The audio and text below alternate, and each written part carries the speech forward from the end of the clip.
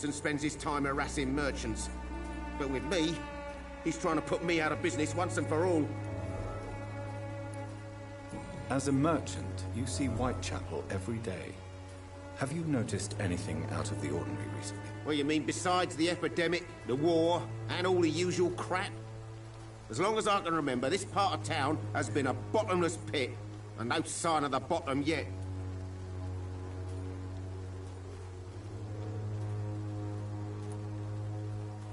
Violence is increasing in the borough. Yeah.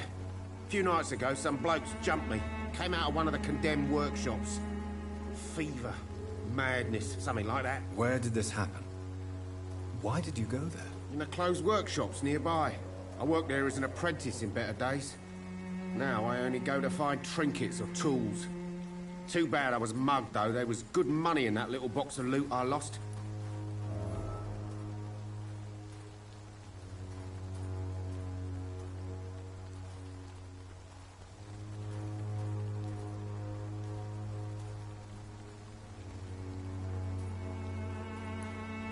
Have you been hurt? No, but that's only because I ran like hell. Those men were raving lunatics, I tell you. Not even able to speak anymore, just screaming. Do you need help, sir? I only need you to purchase something from my shop, sir.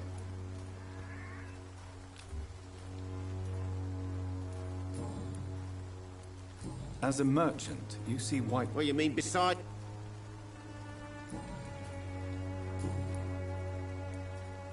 Have you heard of a nurse called Dorothy Crane? Nurse Crane? So the bitch really is a nurse, then? Always thought she was just some crafty foreigner, that one. Yes, she's a nurse, and quite a good one. What did she do to gain such notoriety? Dorothy Crane ain't even a real name. Something like Dorothea Craniu. Something like that. Came to England fleeing the war, I was told. That doesn't explain why she irritates you so much. Your precious Nurse Crane gives away medical supplies and prescriptions for free. I offered to sell it for a fair cut, but no. Miss Crane wanted to play the quiet saint.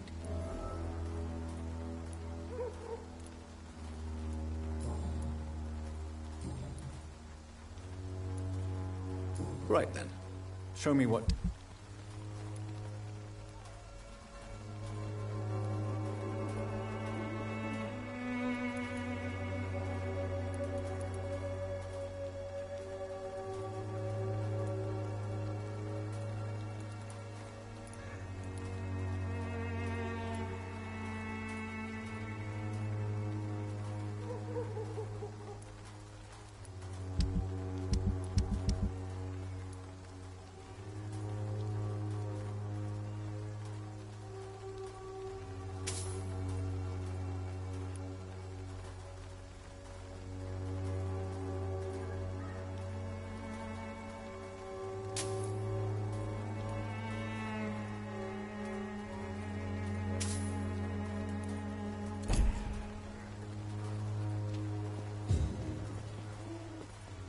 I know it's hard to believe, but this district has always been wretched. Don't let your guard down, sir.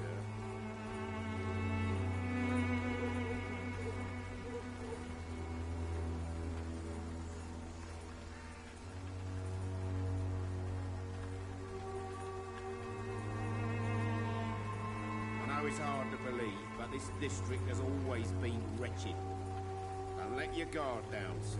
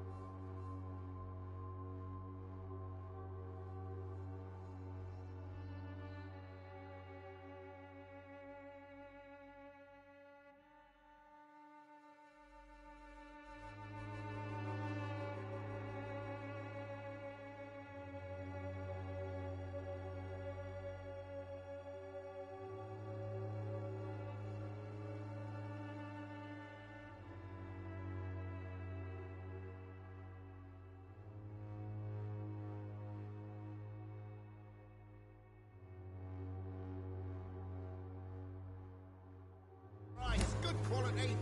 Come on, take a look. Don't Excuse me, sir. I have a few questions for you. Another journalist?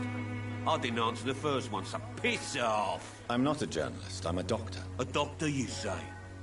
It's quite a rare breed in this part of town. Really? But still, here I am. Dr. Jonathan Reed, at your service. I'm Joe Peterson to some, but Colossus Joe to most.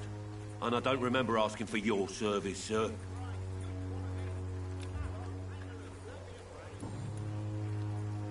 May I ask what you do around here? I do whatever I want, and sometimes even more. Now sod off.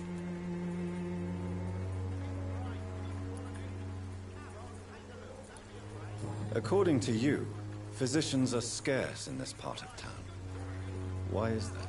Not familiar with this neighborhood, are you? I guess your fancy colleagues are too afraid of being stabbed in the back. This part of town does have quite a reputation.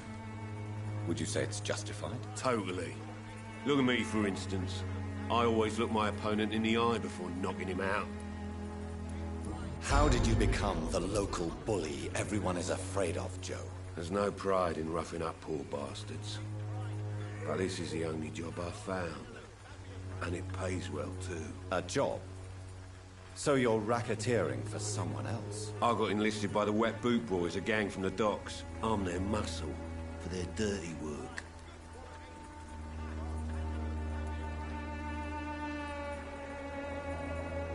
You survive at any cost, even at the expense of others. Perhaps that's just the law of nature. I don't care what you think, sir. I do what I have to do for my own reasons, and that's that. I'm not sure Mr. Lewis would agree with your by all means necessary philosophy, sir. Oh, do you really think he's the poor victim here? Barrett can be as sneaky as anyone. Long ago, I even called the bastard my best friend.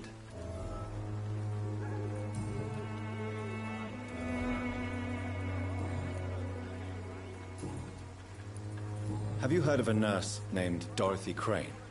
She's a colleague of mine, and is supposed to live around here. Dorothy Crane? Yeah, I know her. One of the few good souls who dare to help the sick around here. Could you please tell me more about her? She's a nice girl. Tries to help the migrants. I offered to give her a hand, but she said my reputation would attract too much attention.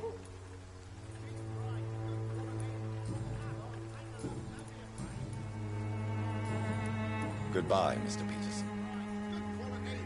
Come on, take a look. Don't be afraid.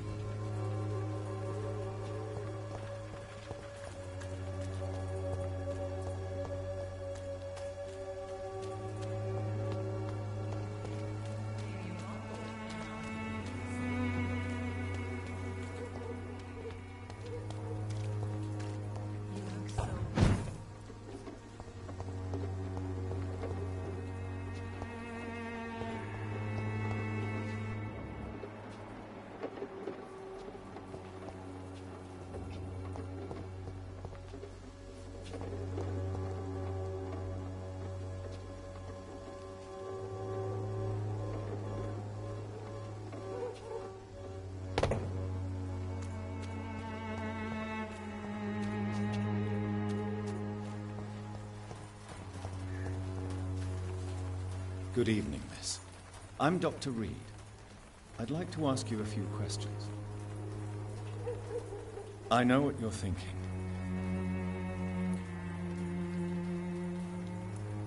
I know you understand what I'm saying. Your silence has nothing to do with you being mute, does it?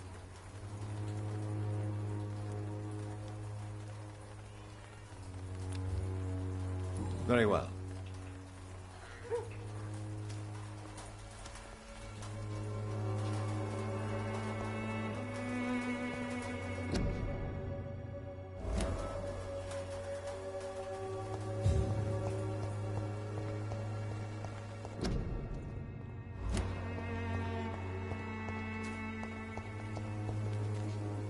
Hello again. Camellia, I know you work for Dorothy Crane. Please tell me about her secret dispensary. A stubborn and mute comrade. Nurse...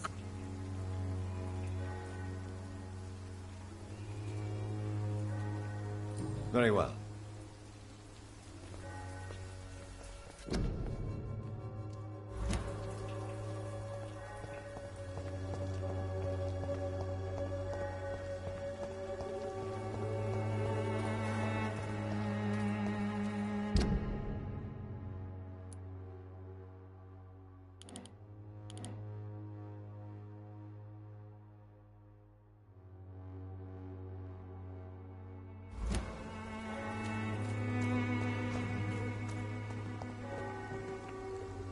Don't be shy, handsome.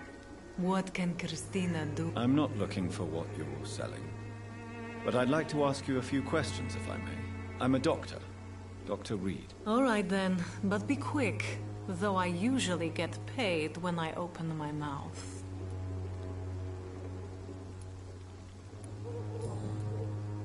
Christina, have you been examined?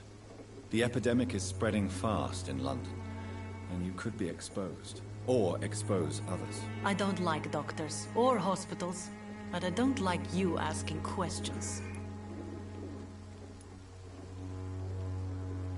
Considering your line of work, I assure you it is only a matter of time before you have health issues. If it is going to happen, it will happen. Right now, I need money. That's what's important. You can put your own life in danger, that's your decision. But what about your clients? If you're contaminated, you will put them in danger too. And you think that would worry me? If you knew the men I deal with, their health would not be what you'd worry about.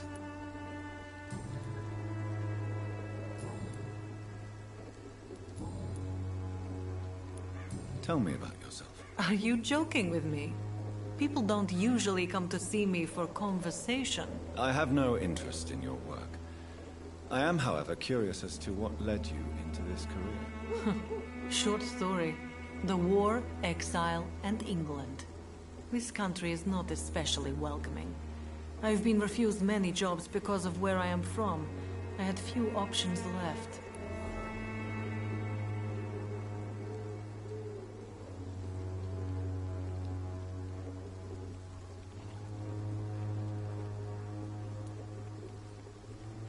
I always thought I was the master of my own fate. But now I know we don't always have control over our lives. I don't judge you. You know, this money is not only for me. I have good reasons to need this money quickly. But it is not your concern, Doctor. Tell me about it. Are you joking? I have no... I always thought... You know... Do you know Nurse Dorothy Crane from the Pembroke Hospital? Anything you can tell me about her would be helpful. I don't know her, but I know her name is Dorothea Crăciunescu. She came from Romania like me and many others. You seem to respect her. Dorothea helps the sick people of Whitechapel. Everyone should respect that.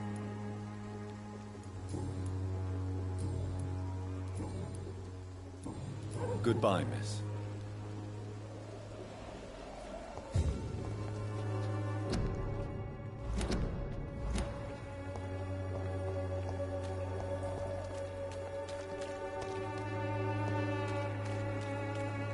Most of them don't speak. Excuse me, sir. Are you familiar with this part of town? Name's Clayton Darby, reporter. Sorry, I'm new to Whitechapel. But perhaps you could help me since you're a journalist. My name is Jonathan Reed. Dr. Reed, the famous surgeon. I'll gladly help if I'm able, sir. Why are the newspapers keeping silent about the Spanish influenza? It's as though none of you care. There's a war going on. People shouldn't be demoralized by news of deadly diseases.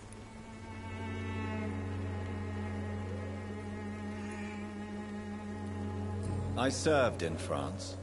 Our top priority must be to put an end to this butchery. This war must stop now. Sir, streets are a battlefield too. An invisible and untold war is going on, and it must be stopped.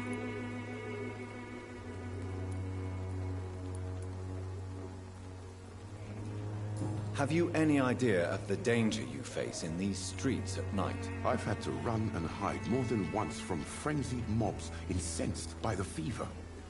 Do you think the flu is really responsible for this, Doctor?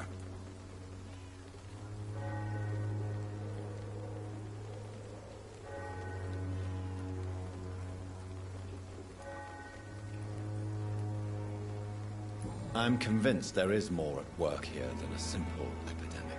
Really? To be honest, I could say the same. Some of the sick I saw or heard of. My God, what happened to them? What is a journalist doing in this borough after sunset? He goes where none of his colleagues would dare to go, to inform the country.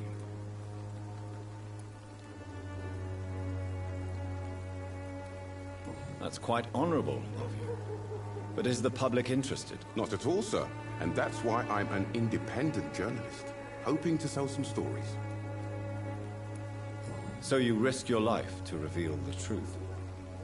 I saw many reporters do the same during the war. Whitechapel is the crucible of so many untold stories and tragedies. I want people to know them.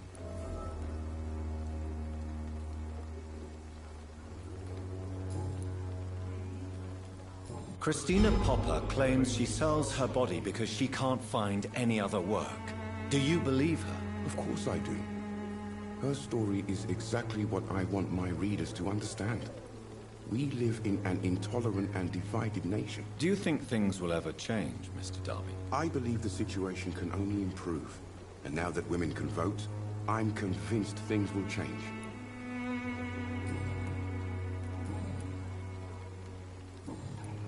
Goodbye, Mr. Darby. Farewell.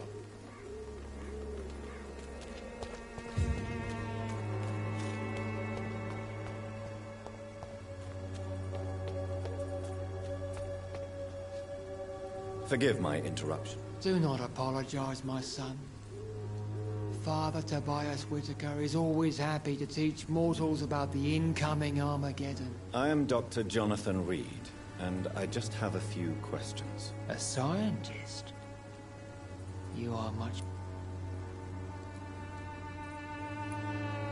Do you know Nurse Dorothy Crane from the... I don't like the liberal ideas of nurses, but I especially abhor that Nurse Crane you mentioned.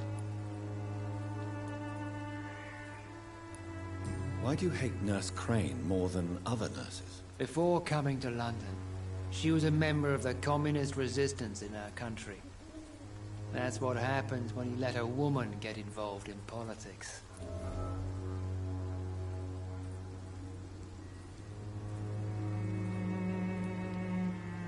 So, you're not exactly a fan of Florence Nightingale's work. But nurses are essential for modern healthcare. Nuns should be the only women allowed to take care of male patients. It's obvious only they have the necessary moral fiber.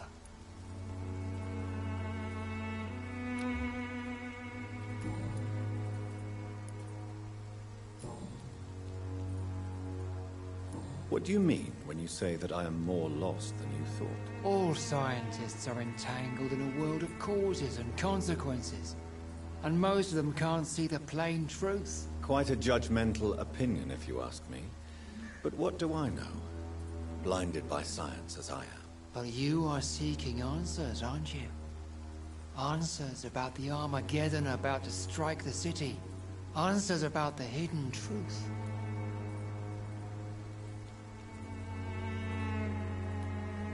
I am.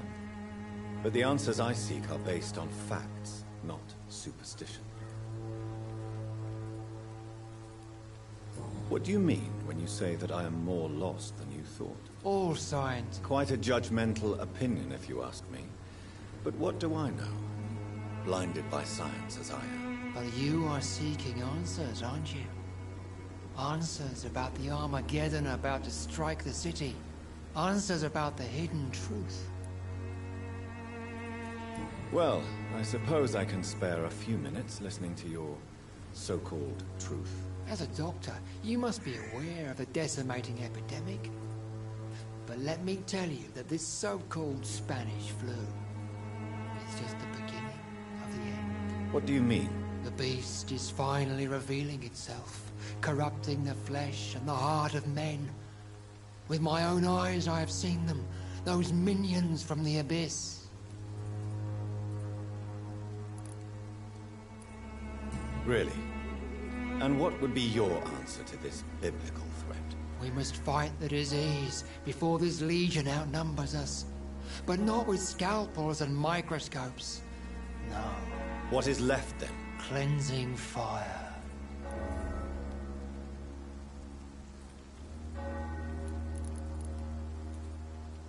Tell me, Tobias, what exactly is your plan concerning the cleansing of this city? God will recognize his own.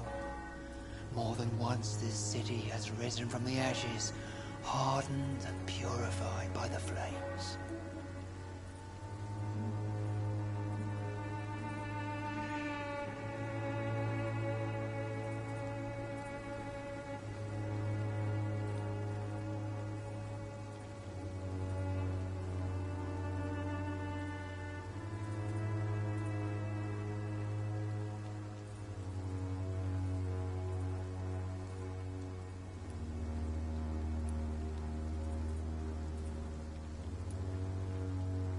Science and progress are our only hope against the monstrosity hidden behind this epidemic. See, Doctor? Now you acknowledge the presence of evil within the city's walls. Now you start to admit the truth.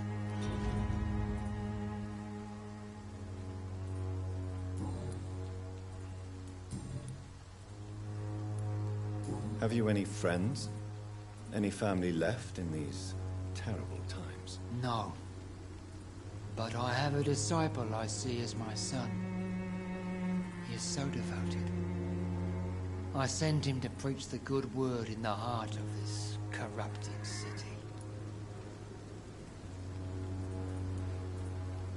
You sent him on some preaching crusade during the epidemic. As a true believer, Samuel will fear no evil while he walks through the valley of the shadow of death.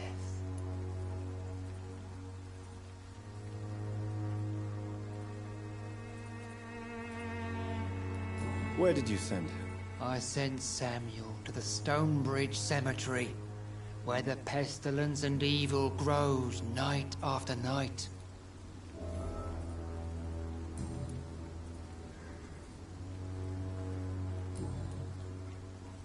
I have heard enough for tonight.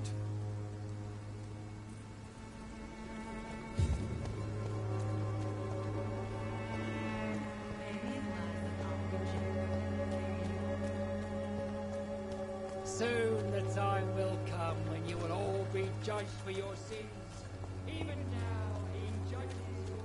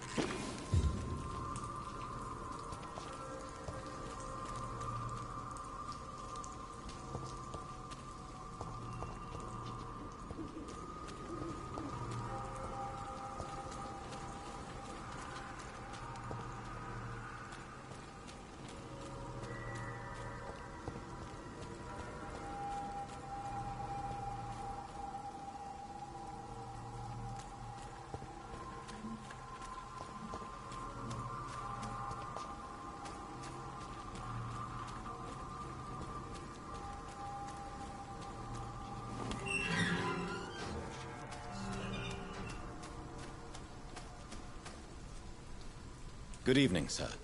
I'm Dr. Reed. I would like to ask you a few questions. Please be my guest. Although I may not be the best informant regarding this part of town, my words speak about that which the eyes cannot see. Really? Are you an artist of some kind? I'm a poet, sir. Richard Nethercott, at your service.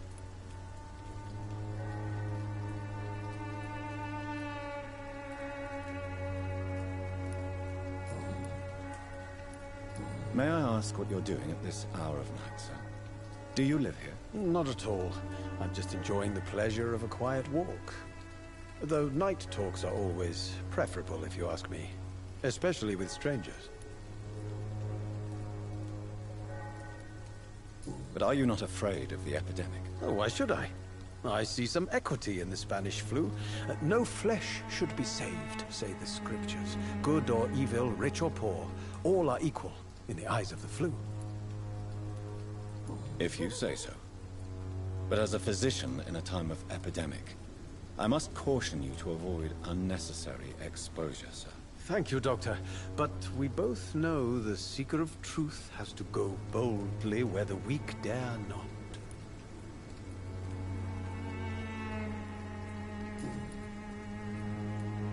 Are you aware that your life could be in danger in this part of town? But this is where I must be to feel the real beat of the city. I had to come, see it for myself, alone.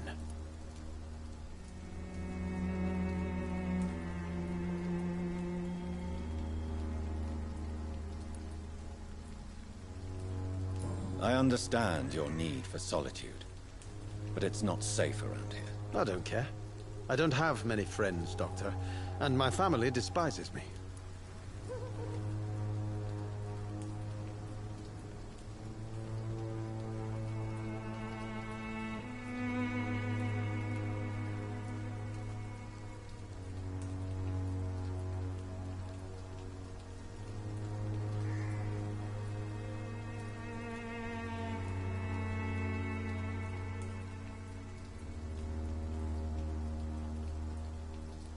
If some misfortune came upon you, who would be here to help you? Well, you, for a start, my dear Doctor.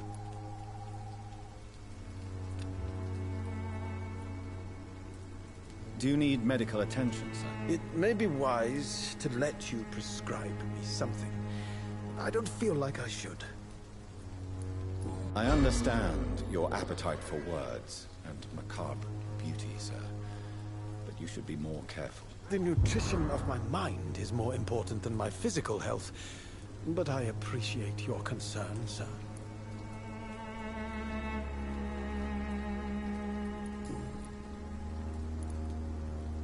Are you aware that you're... But this is where I must...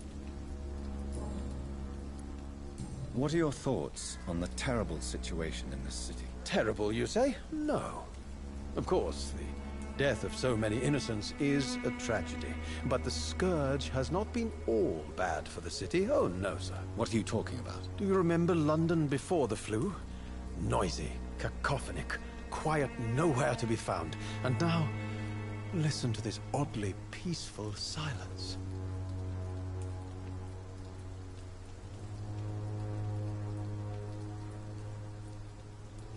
Yes. The enjoyable silence of the grave. You have a unique perspective on the situation, I must admit. Most people fail to understand my perspective. I don't blame them. But how could I call myself a poet if I veiled my feelings?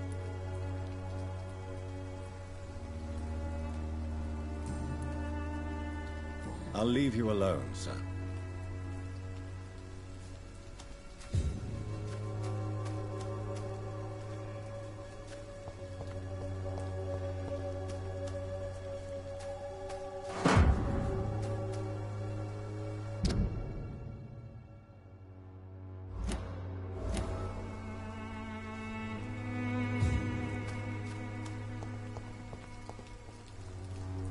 Good evening, Mr. Nethercott. And good... You don't really make a living from your scribblings, do you, Richard? No, sir, I don't. I work so hard. I put all my time, my energy, my devotion into the precise carving of words.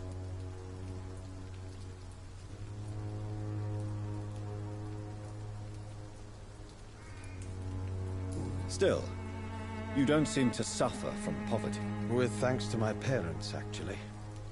I'm afraid I would not be able to live on my own without their help. You seem embarrassed. Someday I hope to proudly offer my first publication to my parents. Until that day, I'll remain the failure of a son they have to support.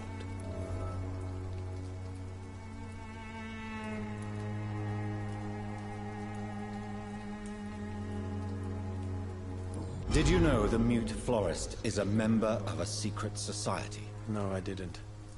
But I thank you for this information, sir. For it only enriches the mystery surrounding the precious camellia.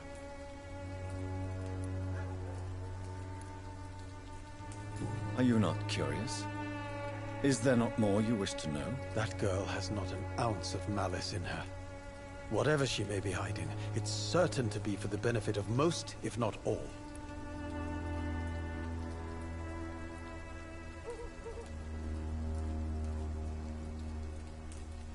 I fear you are a hopeless romantic, Mr. Nethercott. Guilty as charged, Dr. Reed.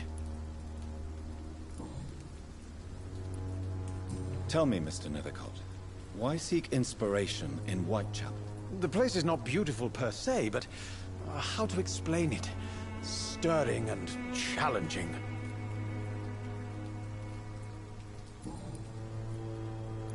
Tell me, Mr. Nethercott. The place is... Do you not think it a little morbid? On the contrary, sir. Whitechapel is full of life, full of beauty.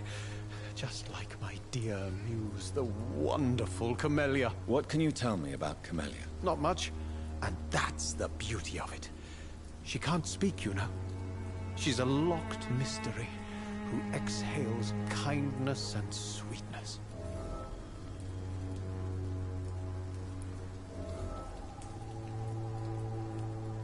Perhaps you're just afraid to find out the truth about your muse. One day, perhaps, I'll ask her to come with me. But will she still be my wild flower of Whitechapel if she moves uptown?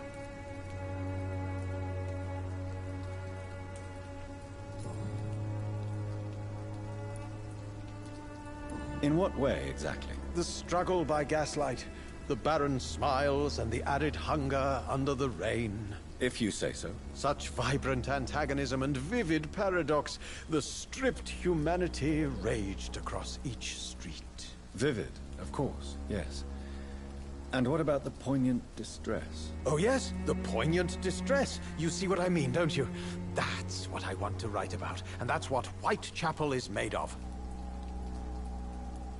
Do you not think it... On the What can you tell me about Camellia? Not much, and that's the beauty of it. And have you ever tried to learn more about her? Where she lives? How she survives? Whom she may know? Maybe I prefer she remains an enigma.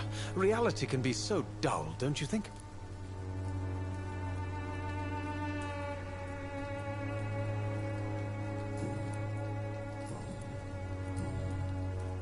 I'll leave you alone. Good evening. And good I'll leave you alone.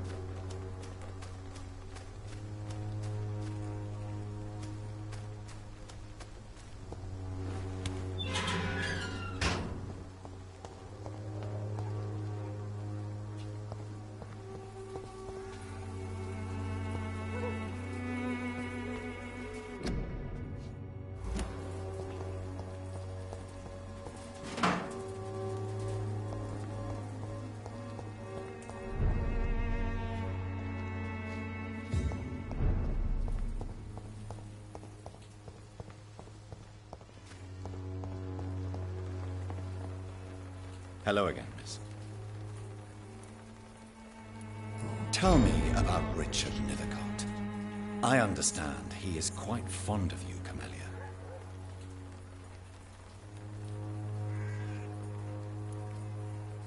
I know you understand what I...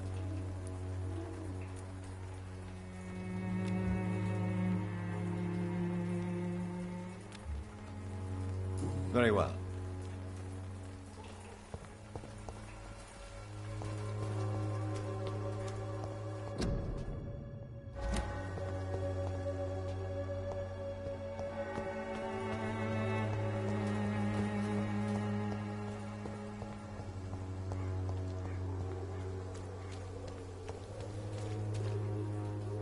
Good evening, Doc. Goodbye, Miss...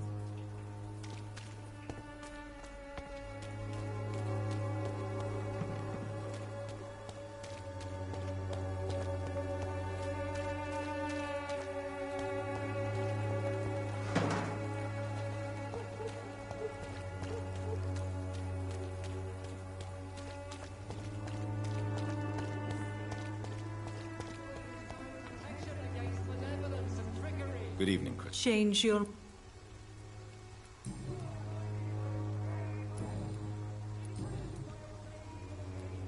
Clayton Darby claims he will expose the crisis in Whitechapel to all of London. Do you believe him? I believe Clayton's courage will erode with time, until he finally leaves Whitechapel to start another fight somewhere else.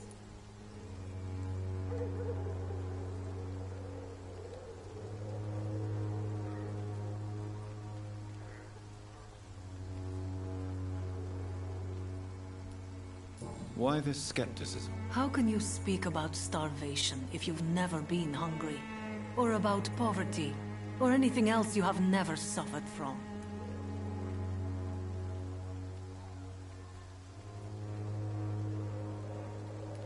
Are you talking from experience? I've seen your type come here to get a good fuck in a cheap room or a dark alley before going back to their fancy houses in the West End.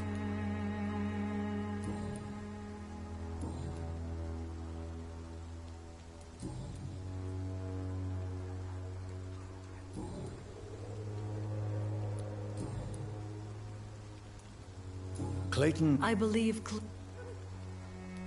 Are you... I've seen...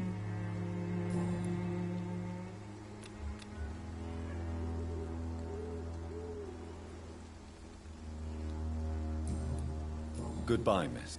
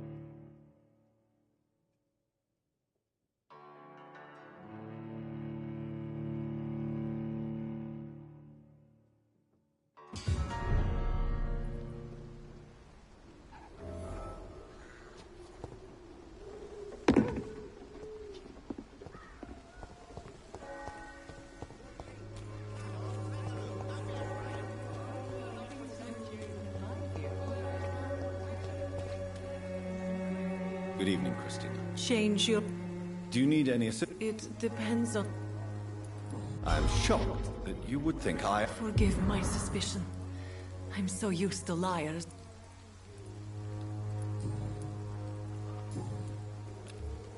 Goodbye, miss.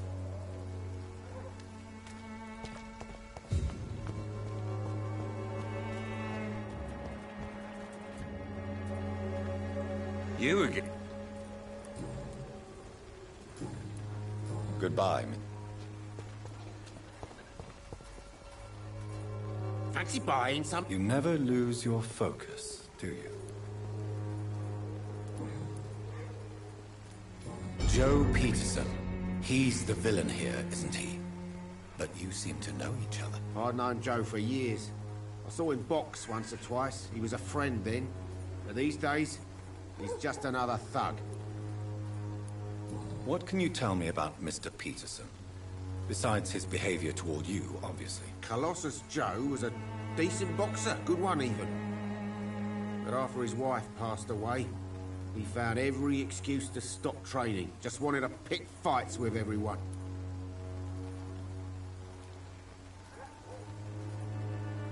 It's never easy to find a new path in life, especially after the loss of a loved one.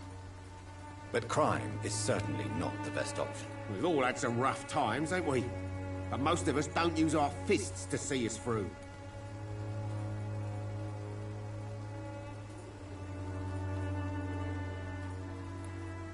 And no one has ever stood up to this thug. Nobody would be fool enough to stand against a wet boot boy.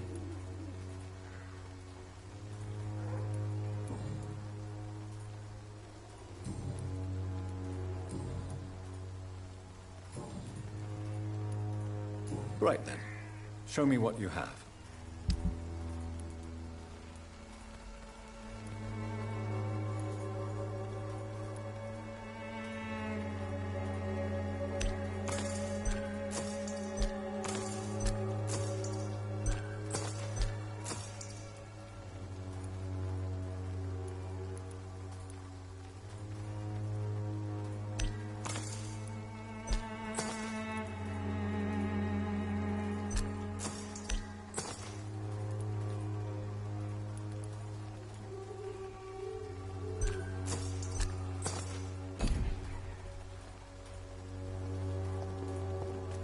I know it's hard to believe, but this district has always been wretched.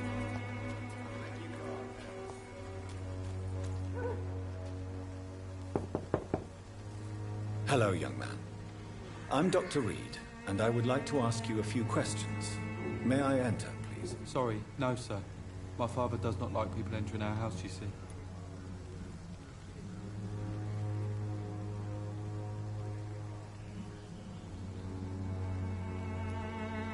Your father is worried about you, boy. He asked me to look for you. So my father actually worries about me then? Okay then. Come on in. I'm Harry, by the way. Is there only pain and suffering in this world?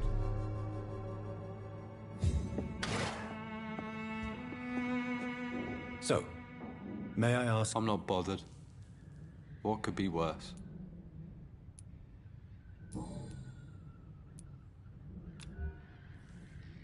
Do you need any... Yes, I do. You'll feel better. I'm not sure I'm happy with the idea of living long in the... How do you feel? I'm fine. I mean, it's not easy every day, but I'm fine. I'm just tired of being sick all the time. If only I could be tough like... Well, you know. Speaking of which, what can you tell me about your father? My father is an idiot who makes idiot things. That's all I have to say.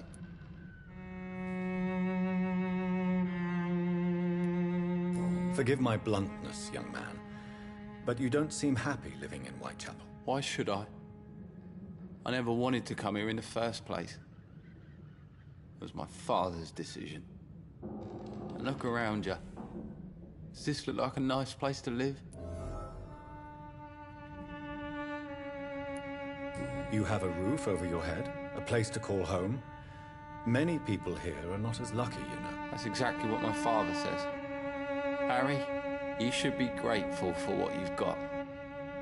But I wasn't even consulted when we moved here. If life here is so terrible for you, why don't you just leave this place? Have you ever spoken to your father about it? I don't go outside. It terrifies me so. I went outside once without my father noticing and I saw terrible things. Bloody and frightening things. So that's why you stay at home all day? For fear of the epidemic? I'm not afraid of disease or death, Dr. Reed. It's the living I'm afraid of.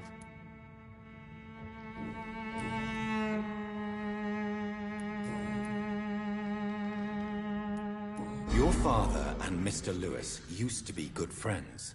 What happened, Harry? I was young then. I don't remember Mr. Lewis ever coming back again after my mother died. Or was it after my father started bullying him? I don't know.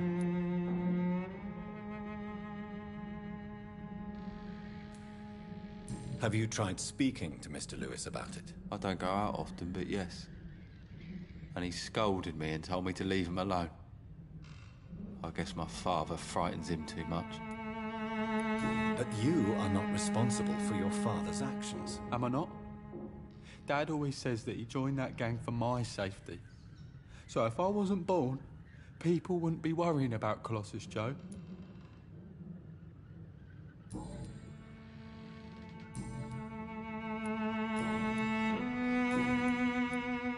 Do you know Nurse Dorothy Crane from the Pembroke Hospital? I'd like to know more about her. Yes, I know her. She came here to examine me when I was very sick. She said I should go out more.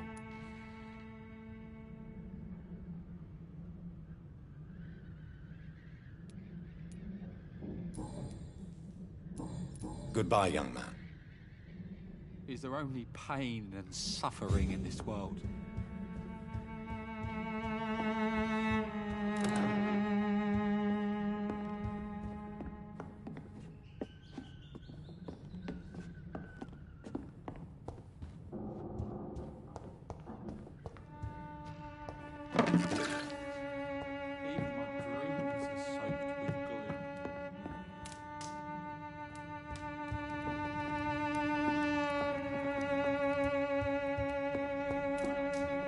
It's locked.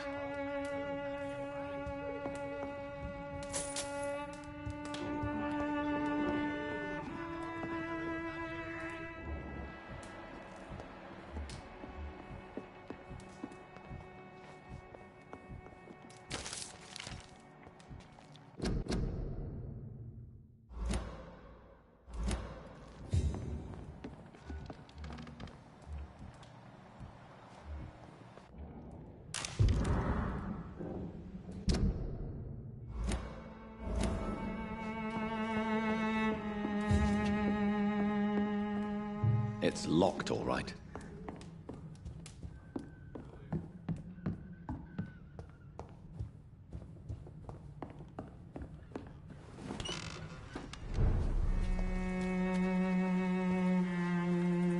You again?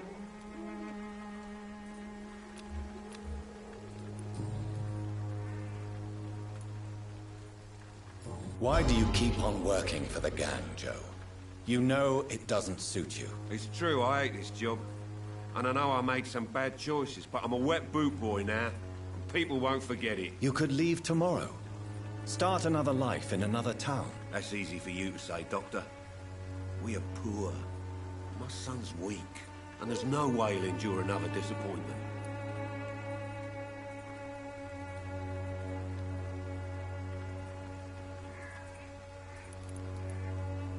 Harry doesn't seem happy living in Whitechapel.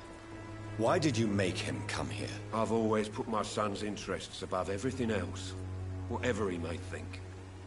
Our house is small but affordable. The walls are thin, but the door is solid. You really love your son, don't you, Mr. Peterson? He's my pride and joy. Even if he hates me for the choices I make and pushes me buttons more than he should. Do you have any regrets? Only one. Not to have my beloved wife by my side. She died when Harry was little. My sweet Jane. She gave the boy confidence. Since the criminal nature of your job means you could be arrested, are you not afraid of what would happen to your boy if you were? No one will ever take my son away from me. If that ever occurred, I'd hunt the bastard down and rip off his head with my bare hands.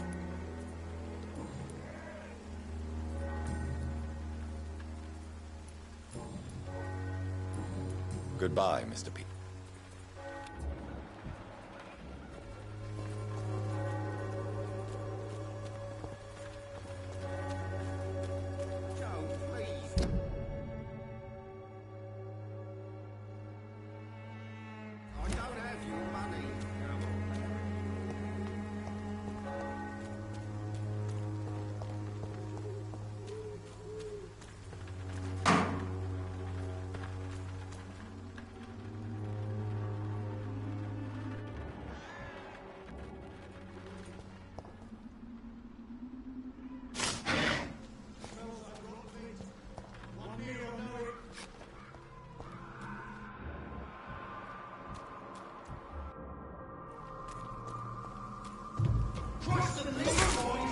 Bloody leech! Filthy piece of shit, some of them! Snuff it, leech! I'll send you to hell! Take it! Pillage all you deserve!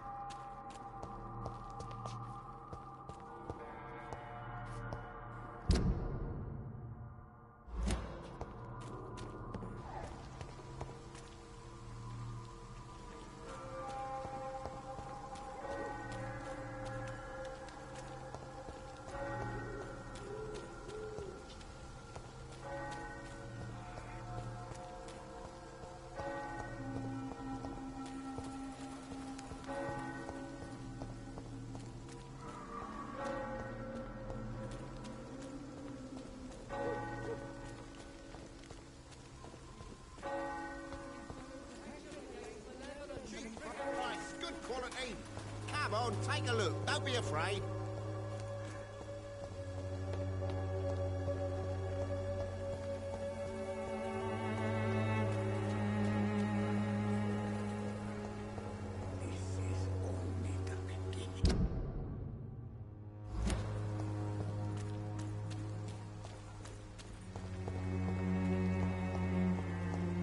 Swanbrook. Good evening, miss. Good evening, sir. Are you interested in a miraculous cure for this unknown and deadly epidemic? Actually, I am. Then you have come to the right place. The famous Swanborough cordial is all you need to help keep you in perfect health. Oh, really? Why didn't I hear about it during my studies? I'm Jonathan Reed, by the way. Dr. Jonathan Reed. Ah, my brother has spoken of your research, sir. I'm Loretta Swanborough, and it's always a pleasure to meet a fellow healer.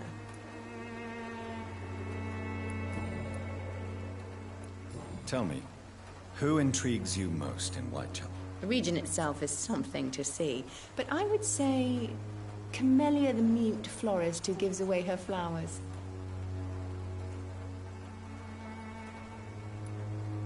What do you think of the locals? Most of them are afraid or desperate. They all come to me eventually for my remedy.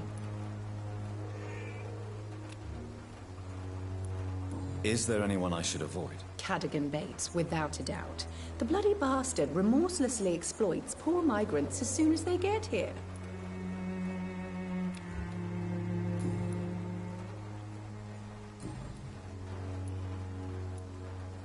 Do you know Nurse Dorothy Crane from the Pembroke Hospital? I'd like to know more about her. I don't like to talk about competition. Competition, you say? Never met her, but it seems she provides some sort of medical care to the poor. The whole thing has to be some sort of scam, if you ask me.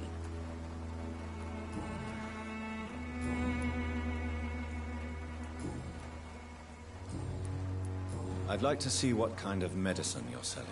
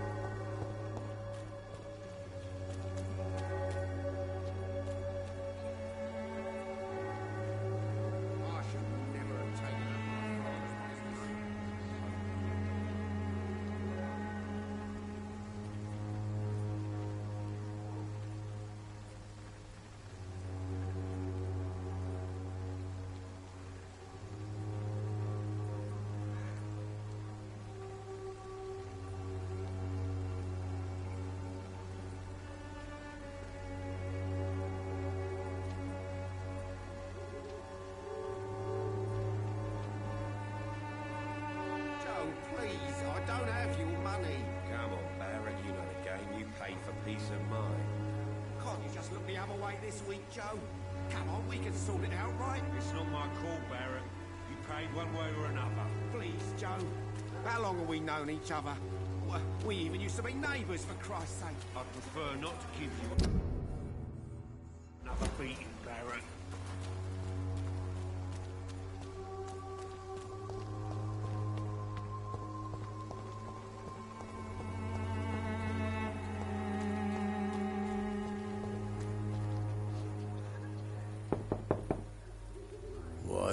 What do you want? Leave me alone. Good evening, sir. I'm Dr. Reed. I'm looking for Nurse Dorothy Crane. There is no Dorothy Crane here. Now, goodbye. I'm afraid this medical leaflet says the opposite, sir. Really? Well, I'm afraid I'm going to close this door right now. Go bother someone else, Mr. Doctor. To enter that house, I must discover who this man really is. Maybe I could start by observing what he's up to.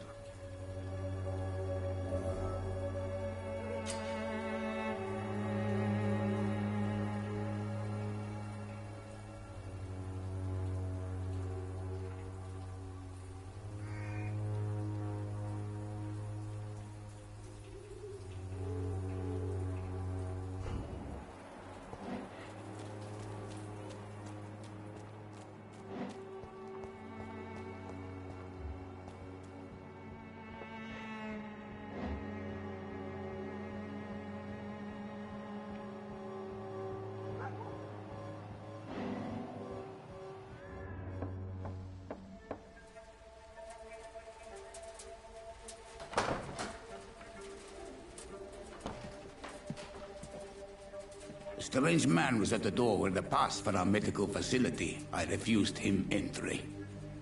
Darius, how could you know he didn't need our help?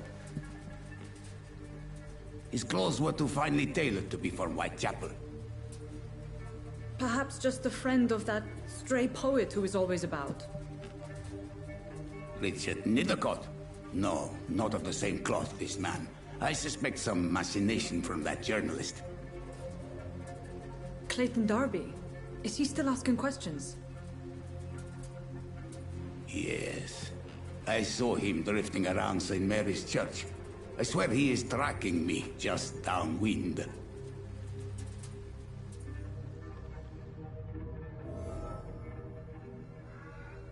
I must talk to that journalist or the poet. They must know about Darius.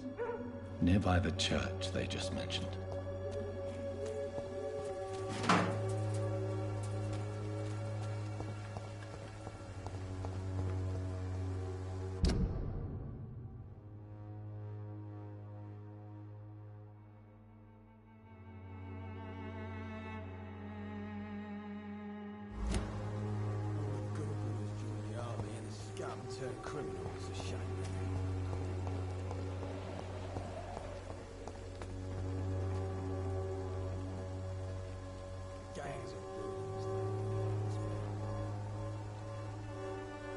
When science fails you, this elixir will bring you back. I won't end up another drunk arsehole littering the streets. Not me. How are you, boy? I'm not your boy, all right? Now piss off.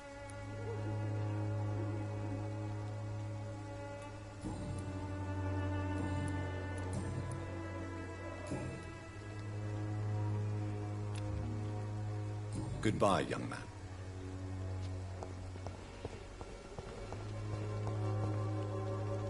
Good evening, Benjamin.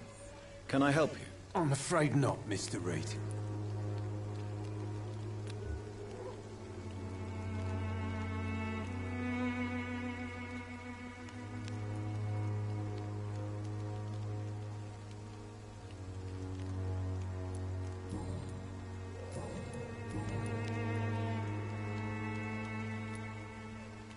Whatever the boy did, I'm sure he didn't deserve a public execution. I swear I didn't want to hit him. It's just that I'm sick in the head, you see, and the boy just frayed me last nerve. What is it, Benjamin? It was the war, wasn't it? Your nerves are shot, aren't they? I need some answers, Private.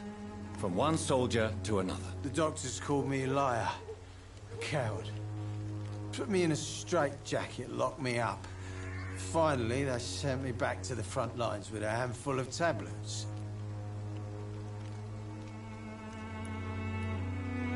It's a pity that doctors still practice such barbaric methods. It's a dishonor to our profession. Now only the pills stop me thinking about this shit.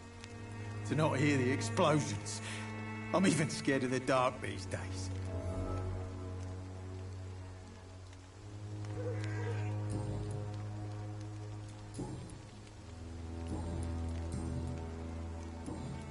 A gun, alcohol.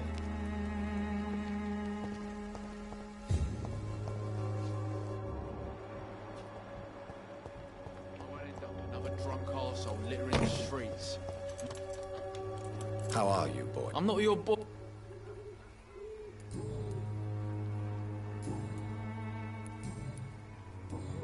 Goodbye, young.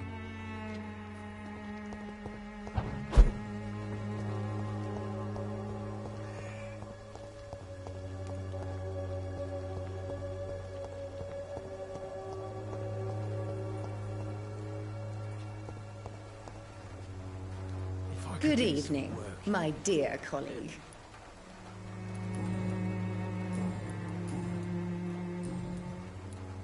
I'd like to see what kind of medicine you're selling.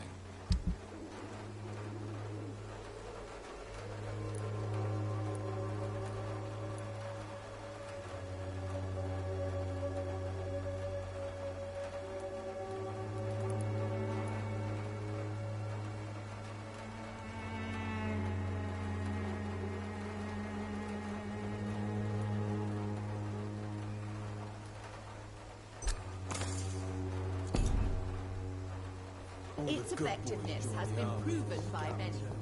Even the flip is no match for the Swan.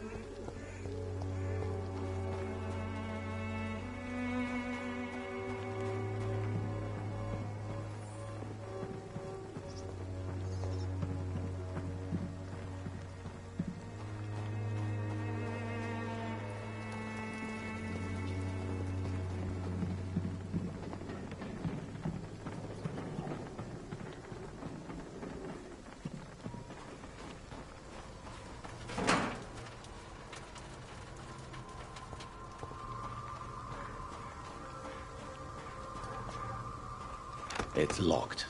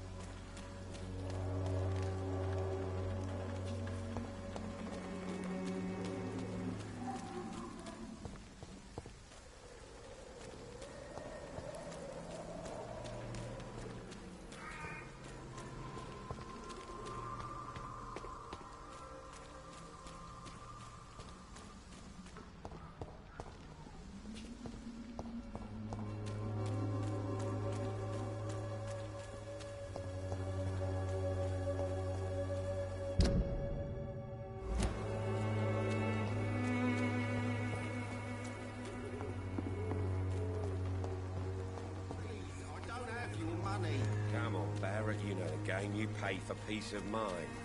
Can't you just look the other way this week, Joe? Alone will not protect you, for there is no protection against malevolence and trickery. Good evening, Doctor. Can I help you? I heard you're investigating an underground medical dispensary in Whitechapel. What do you know about it? Not much, I'm afraid. They are wary of strangers, and I'm not really an acquaintance of theirs. Why do you care?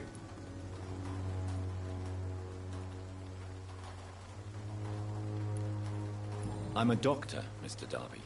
I care about everything involving public health and this epidemic. Are you sure you're not just concerned about the repercussions that a scandal involving a certain Nurse Crane from the Pembroke Hospital would bring? Without a doubt, you are a damn fine journalist, Mr. Darby. What do you know of her accomplice, a man named Darius? I don't know much about the man. He's very cautious. Never goes out. Doesn't seem to have any friends or family.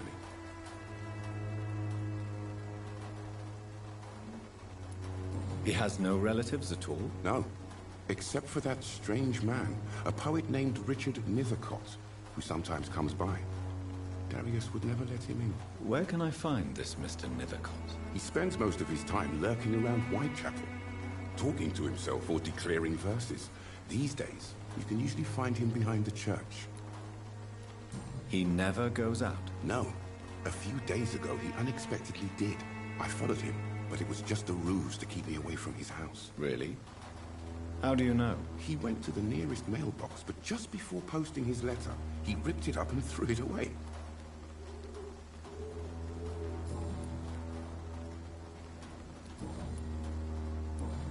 Goodbye, Mr. Darby. Farewell.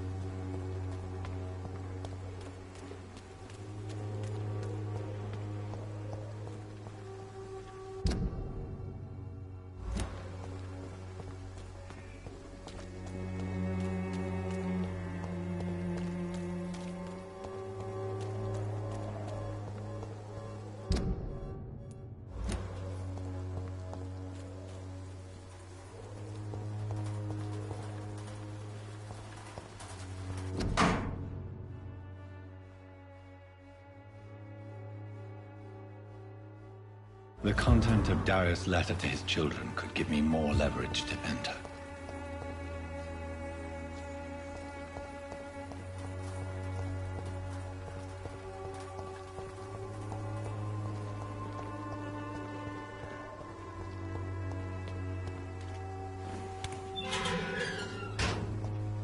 Angel made flesh, I tell you. Good evening, Mr. Nethercott. And good evening to you too, my goods. May I ask you a few questions about the district? Extraordinary part of town, is it not? I'll be glad to... I'm looking for Dorothy Crane, a nurse who lives in this vicinity. Dorothy Crane. Oh, I love the name. The Crane of Whitechapel. Sounds very mysterious. But, sorry, no, never heard of her.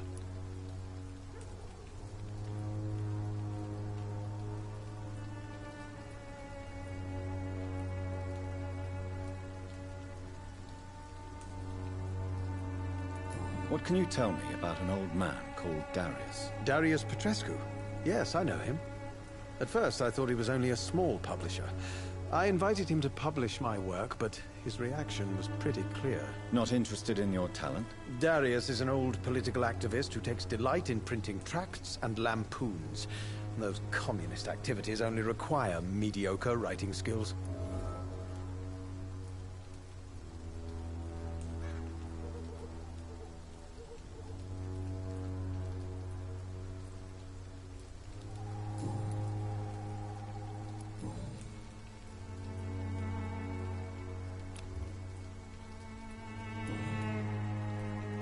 I'll leave you alone.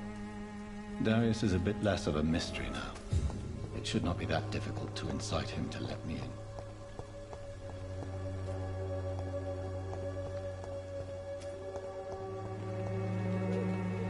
Hello again, miss. Very well.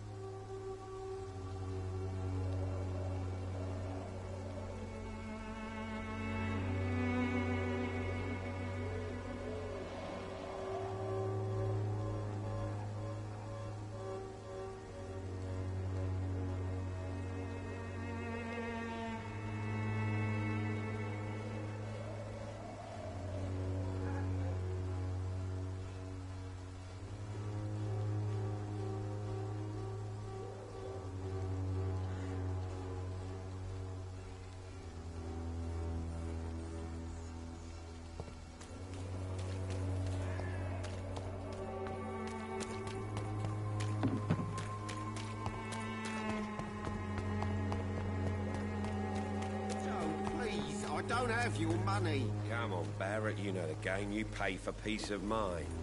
Can't you just look the other... Fancy buying? You never... What do you know of Harry Peterson? The boy seems so fragile.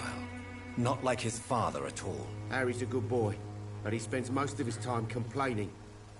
He's had it tough, all right, but he needs to grow a pair. What troubles him exactly? Well, despite being his father's son, almost everything, I think. He never wanted to come to Whitechapel in the first place. Hates this place more than most of us.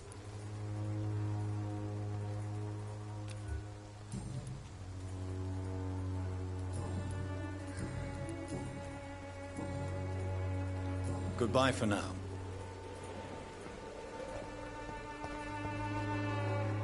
Cheap price, good You work. again?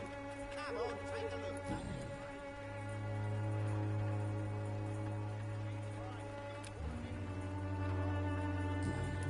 Goodbye, Mr. Peterson. Cheap price, good quality. Come on, take a look. Don't be afraid.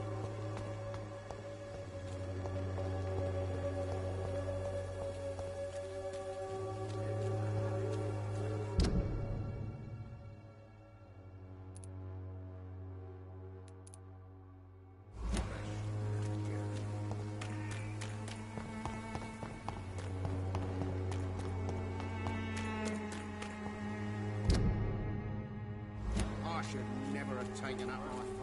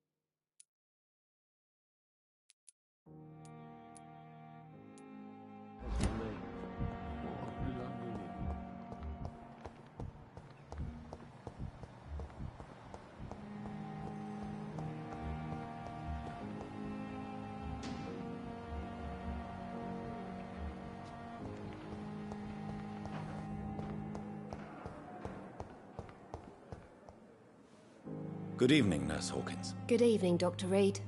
Do you need medical help yourself, Nurse? I'm afraid I've contracted... Not under my watch, Nurse. Thank you.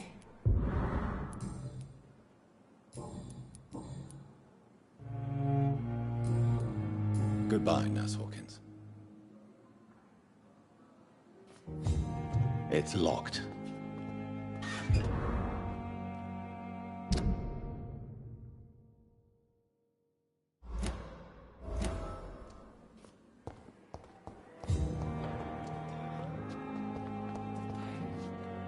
Good evening, Nurse Hawkins. Good evening, Doctor... Pepper, are you sure you want to leave this hospital? To become a nurse was a little girl's dream. But in the end, I don't feel that useful.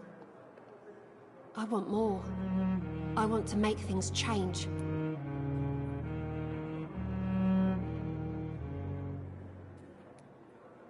You should be proud of what you've achieved. This hospital represents hope for many people in need of help. Maybe you're right. But at the moment, I feel like we're just a cemetery waiting room.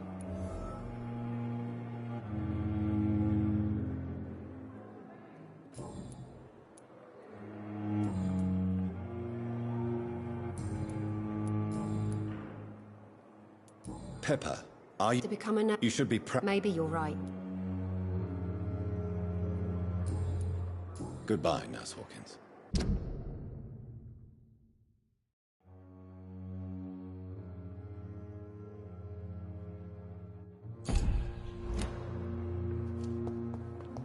Damn disgust on every streetcar.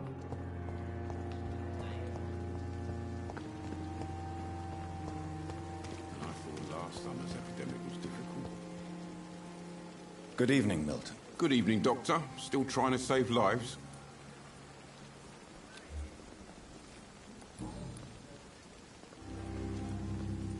Do you know that Nurse Hawkins is thinking of leaving the hospital? That's not a surprise. We've talked about it already. Does it not bother you? Sometimes I think she may be right. We should run away while we can. Question is, where can we go? Where is it safe?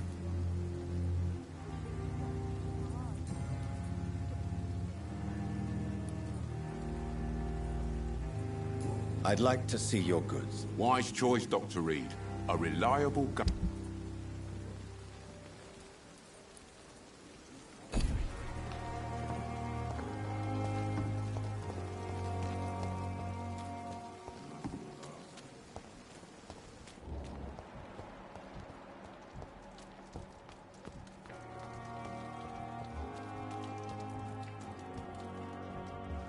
Aren't I the lucky one? Hello again, Mr. Blunt. I'm eternally... Do you need medic... Afraid so. Crowd here. You're working at... What can you tell me about the war, Mr. Blight? If you want to speak. War was... Well, you know, sir. Did you know Oswald Thatcher before the war? No. I fought in France, too. I served as a field surgeon. But it was not uncommon to repel an assault, especially at night. Yeah. The first time I was wounded...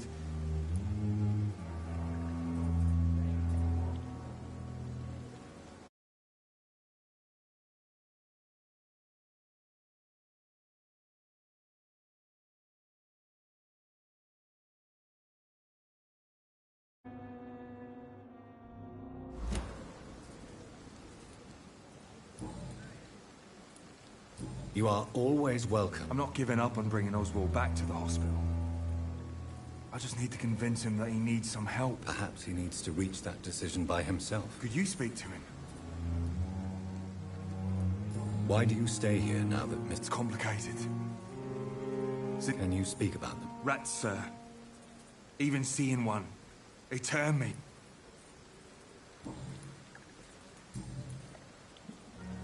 What caused... It happened last year following an artillery attack. Go on. It started eating me as soon as I dozed. I see. No, you don't. You have no idea. Goodbye, Mr. Blunt.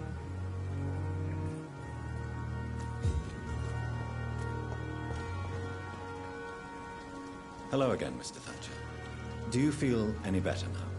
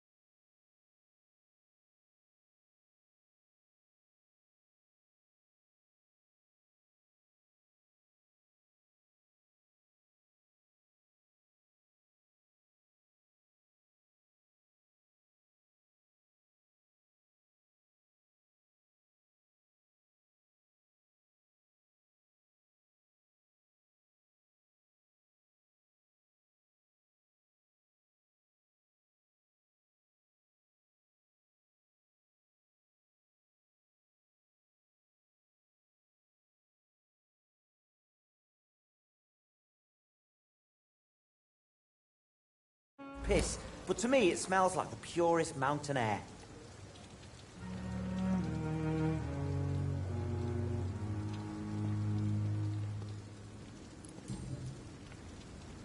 Mr. Thatcher, do you have a job? No.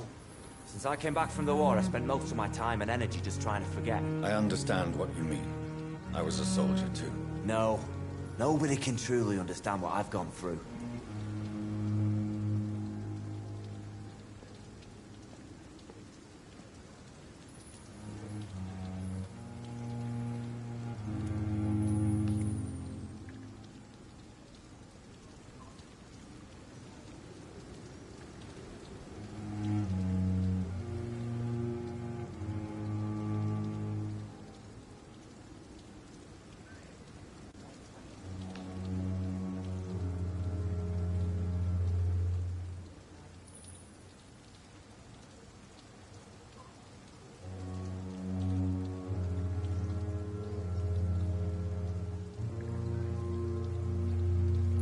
Why were you locked in that sewer? What happened? I went by the canal after an argument with a friend. Got chased by these fucking wankers and had to barricade myself in, despite my claustrophobia. Why did you run? What was the reason for your argument? Newton wanted me to go to a hospital, but I can't... Tell me about your claustrophobia. Has anyone given you an official diagnosis? That's what the bloody doctor said. But I don't want to go to a hospital to get checked again. I'll deal with it my own way.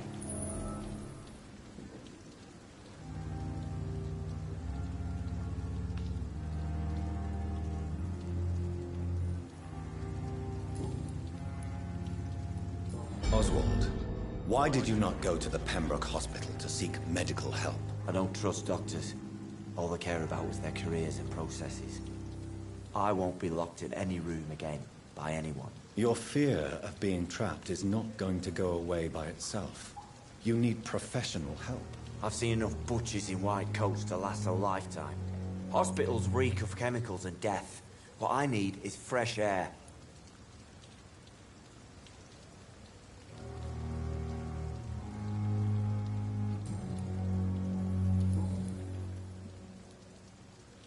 Do you want to talk about why you have this fear of being enclosed, Mr. Thatcher? No, I really don't. An irrational fear like yours is usually rooted in a specific event. Perhaps it would help to talk about it. Well, Doctor, take a guess then, if you're so interested in my case.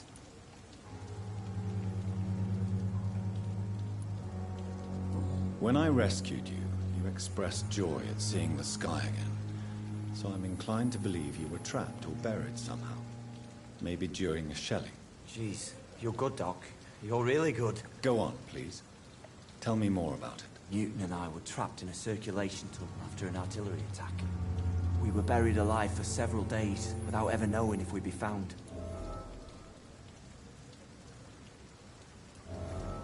Oswald, tell me about what happened when you were buried in that tunnel with Newton. It was more than dark. It was black as pitch. Hours seemed like days, and days like months. The terror, the shameful thoughts. Lord have mercy.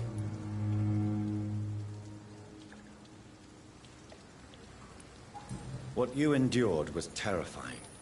It would have completely destroyed weaker men. It did not destroy Newton. Shameful thoughts. Tell me about them. At some point, I don't remember which day, when I thought we'd never be rescued, that this would be our end, I thought about... Say it, Mr. Thatcher. If you ever want to heal, you have to say it. I thought about what I could do to survive, just for a few more days. I thought about killing Newton. Killing and eating him. The man I fucking love.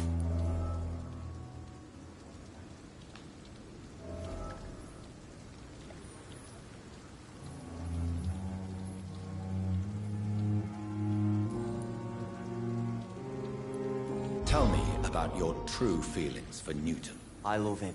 I'm not ashamed to say it. He's the best thing that ever happened to me. I can't imagine life without him.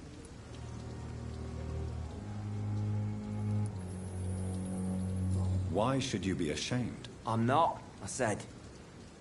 But Newton sees it differently.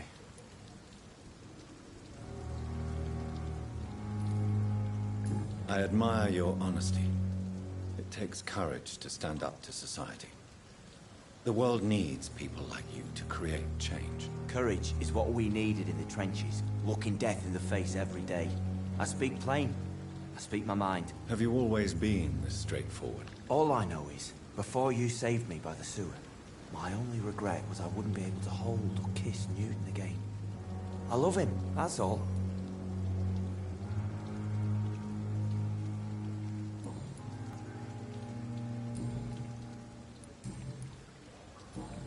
Goodbye, Mr.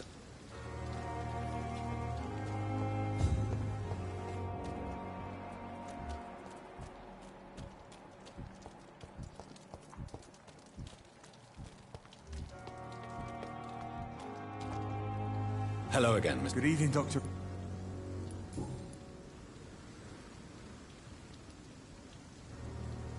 You and Oswald were buried alive during the war. Tell me about it. Yeah. It was last summer. A shell hit our trench and we were buried for a week.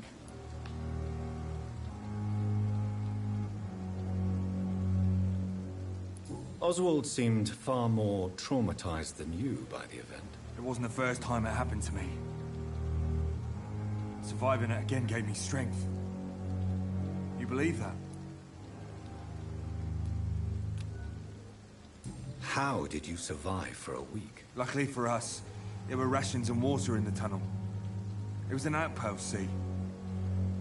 Since then, Oswald's not keen on being inside for too long. How do you feel about Oswald, Thatcher? You are more than friends, aren't you? I love him. I love Oswald. We knew we wouldn't survive the war without each other. But I am terrified, Doctor. What frightens you so much? What if people find out? Oswald says I'm ashamed, but it ain't that. It's more, well, you know, I never thought I'd love a man.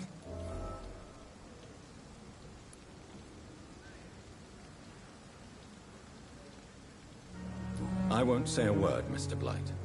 Your secret is safe with me. I fought for my country and I survived. I saw my comrades die. And now society tells me I'm a criminal for who I love. It makes me so angry. Goodbye, Mr. Blight. Take care of yourself.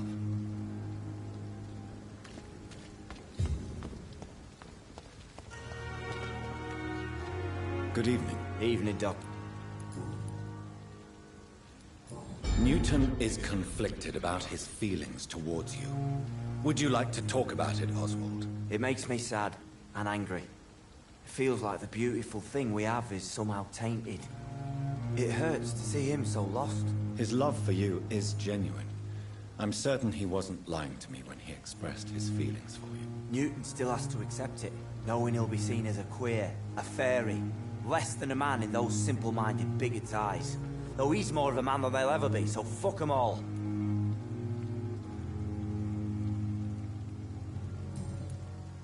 Goodbye, Mr. Thatcher. Try to take care of yourself.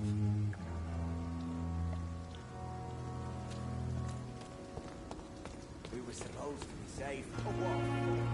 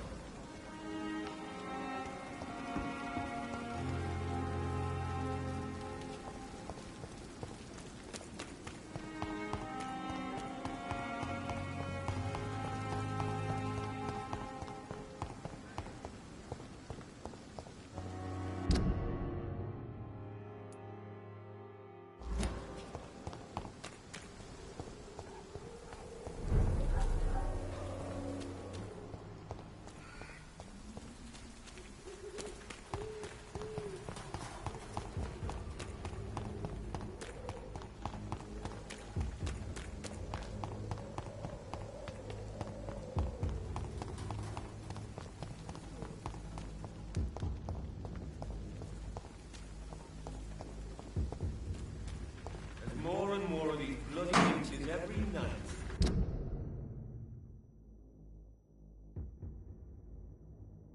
Aye, but the guards recruit more and more every year. That leech is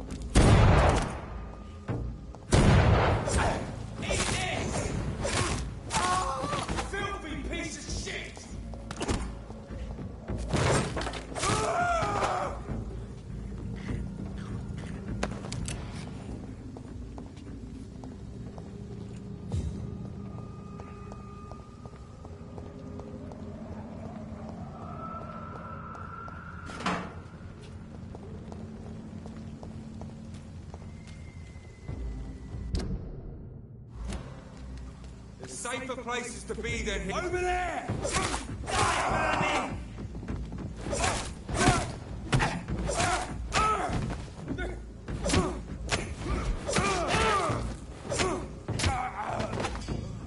This man stunned me with his faith. His crucifix. This is not good news.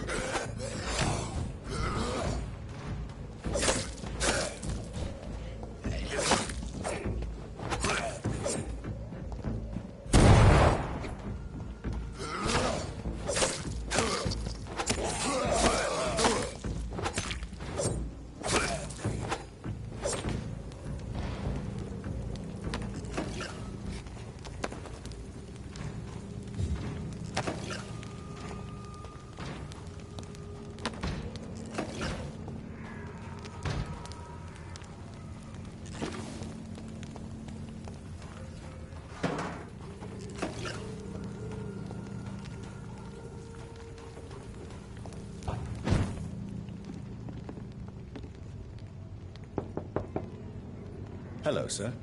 Sorry to disturb you at this hour. I'm a doctor inquiring about the epidemic. May I come in? A doctor, you say? No, thank you. All right. I shan't...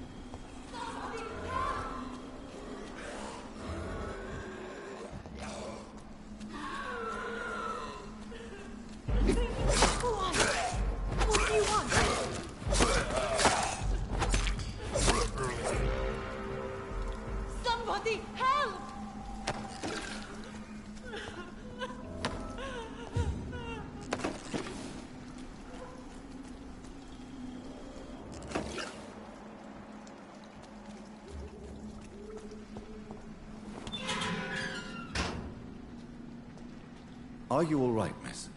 I don't know. Who were those people? They wanted to kill me. Why? They've lost their minds in the epidemic.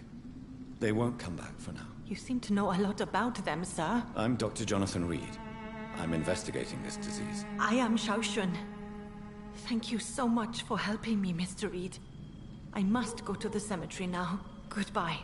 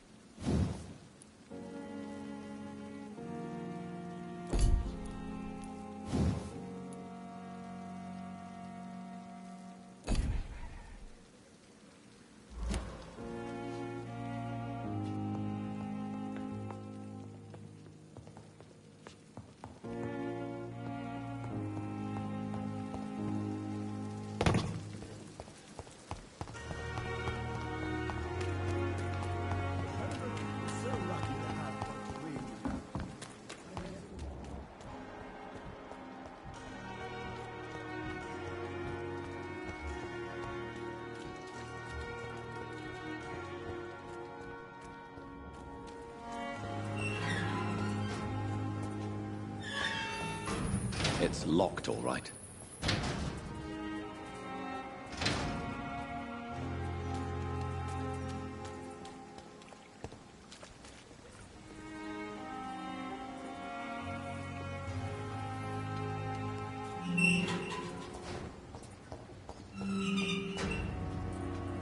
Can't understand why you still care for this bloody city. For God's sake, we're still alive and healthy.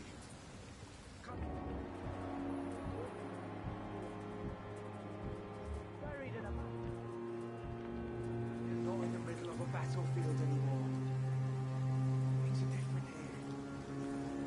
In so many ways.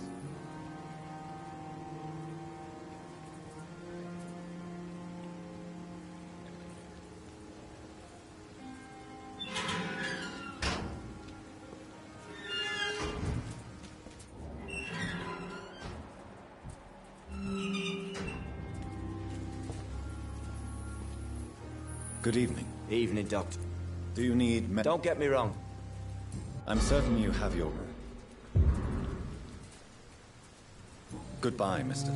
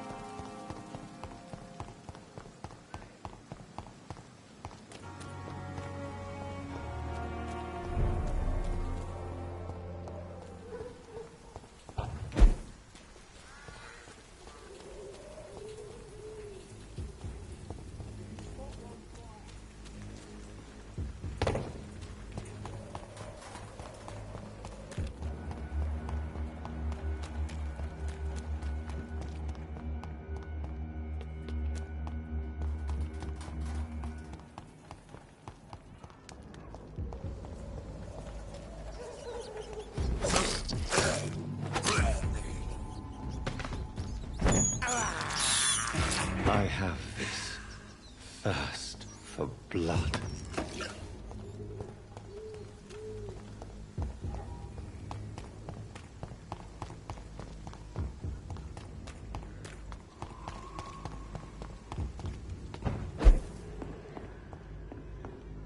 It's locked.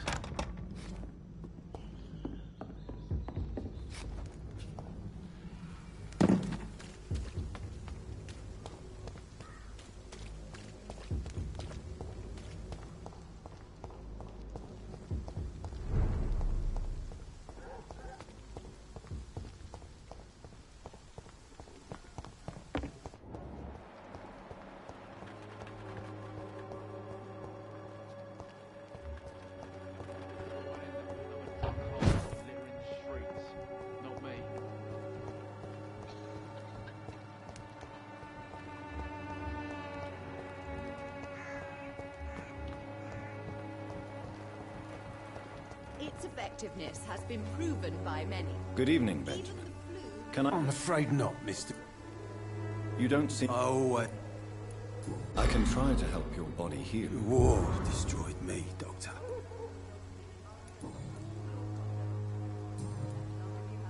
A gun out...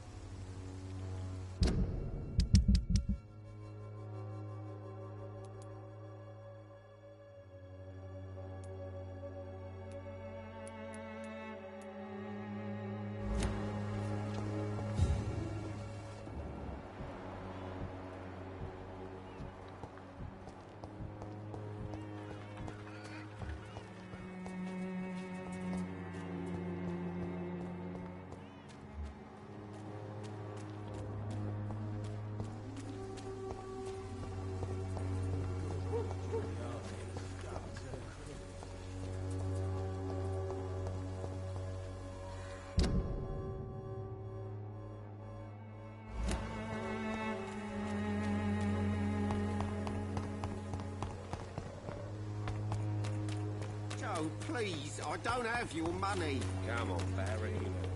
For there is no protection against malevolence and trickery. You are blinded by your false faith, imprisoned by your daily routine.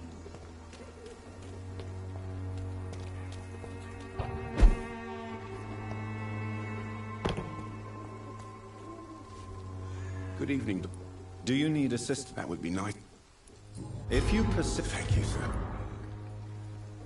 Goodbye, Mr.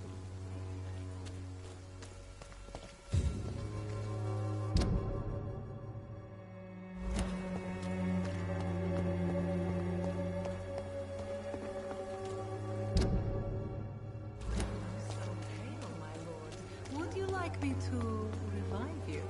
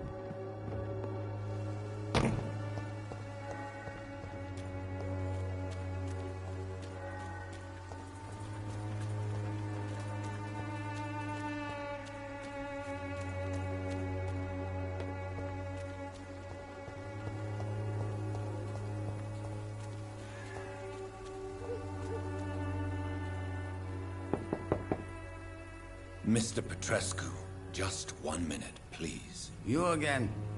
Go away.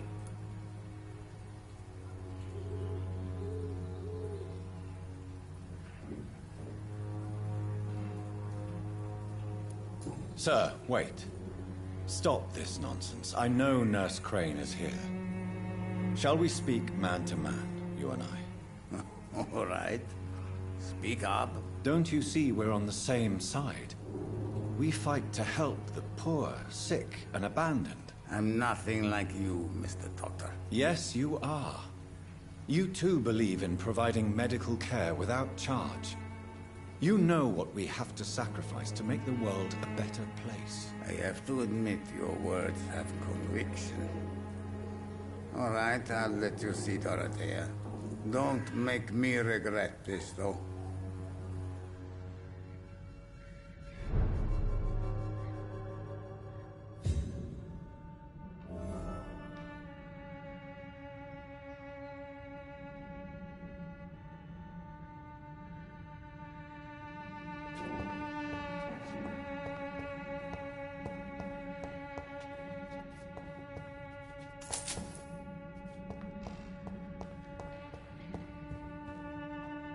If you want to talk to Dorothea, you must go across. We've not been formally introduced.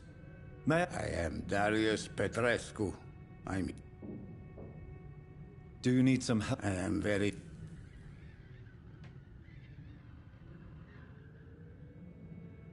Well, if you feel all right. So Dorothy's real name is not Crane? Like myself and many people in this area. She seems important to the community. More than you can imagine. The West End does not want to hear of Whitechapel's misery. Dorothea is one of the few doing something about it.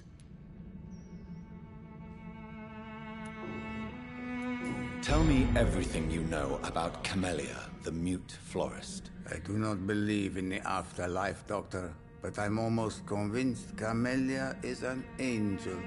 She volunteered to give out our medical leaflets.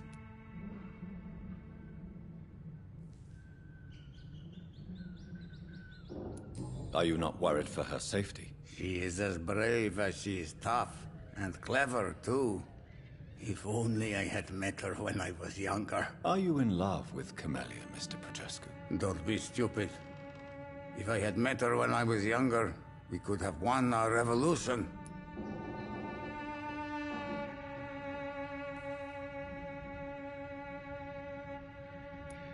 Who is she, really?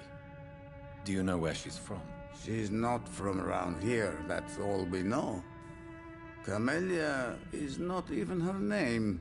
It's her favorite flower. You say she has no close family? Well, there's that awful poet who constantly follows her around like a lost puppy. A good man for sure, but a very poor writer.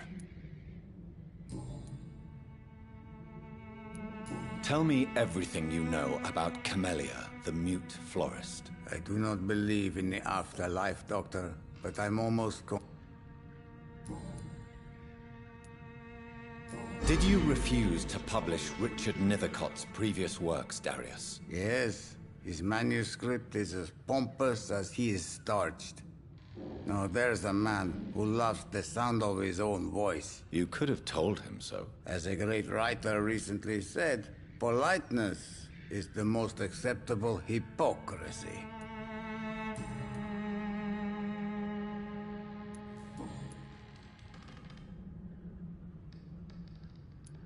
Do you have any family left, Mr. Petrescu? Children or grandchildren? Who knows? I have abandoned my people for so long.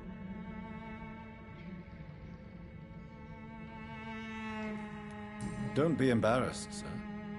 If you must know, my own father disappeared many years ago, and I forgave him. It's quite awkward to talk about our families like this, but... Thank you, Dr. Reed. I appreciate your trust. This war won't last forever. Did you ever think of returning to your country now it's free? No. I have taught strength and determination. I know you fought for your country when it was occupied, Darius. Tell me more about it. I know my days are numbered, and I know I won't see my homeland again.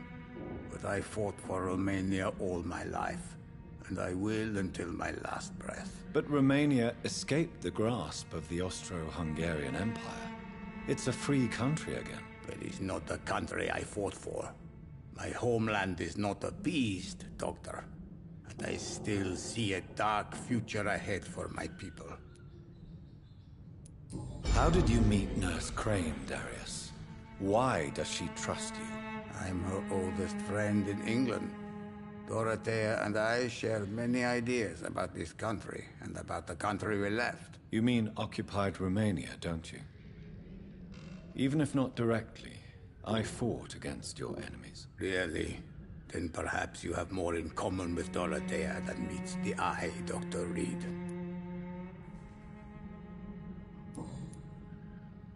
Goodbye, Mr. Petrescu.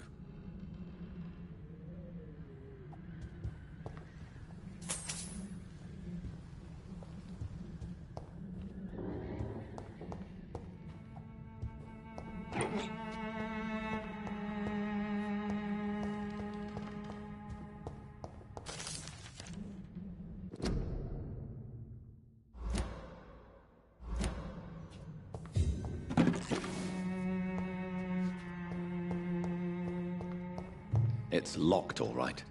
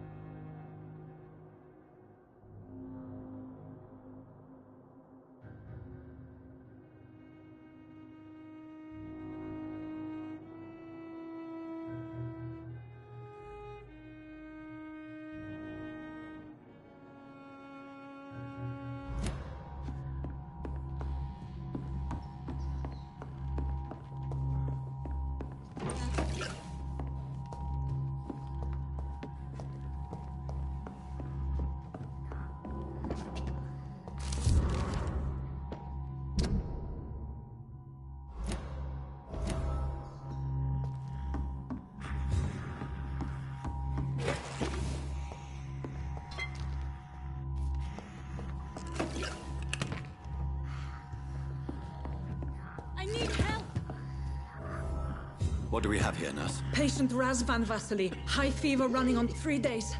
Complaints of dizziness, muscle aches, and head pain. Diagnosed with influenza. Treatment? Aspirin and salicin for the fever and discomfort. Liquids for dehydration, but he's having trouble keeping even water down. Thank you, nurse. Anything else I should know? He did lose consciousness this morning, but he's never had convulsions like these. He's not convulsing, he's choking. He's not getting any air. Scalpel! Hand me that scalpel! What can I do, Doctor?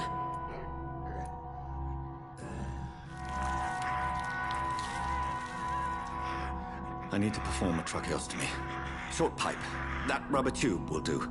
We're going to cut a passage for air through the neck. Yes, Doctor. He's breathing again, but he's coughing up blood. Internal hemorrhaging. I need to make another incision into the chest cavity to drain the fluids from the lung. Prepare another tube. A thoracostomy. Doctor, we've nothing to fight the infection. We need an aseptic environment. Don't question me, nurse. I need a drain.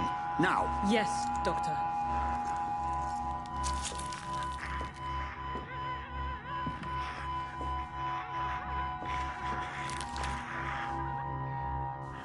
He's still bleeding, Doctor. I'm losing his pulse. The drain must have punctured the intercostal artery. There's too much blood. Are you all right, Doctor? I can't see.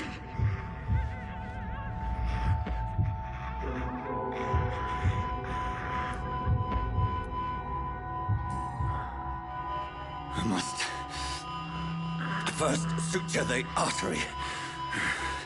Find the wound. The source of the blood. Needle and thread, Doctor. Good. The stitches are holding. How's he doing? We're losing him. We've lost his pulse. He's dying, Doctor!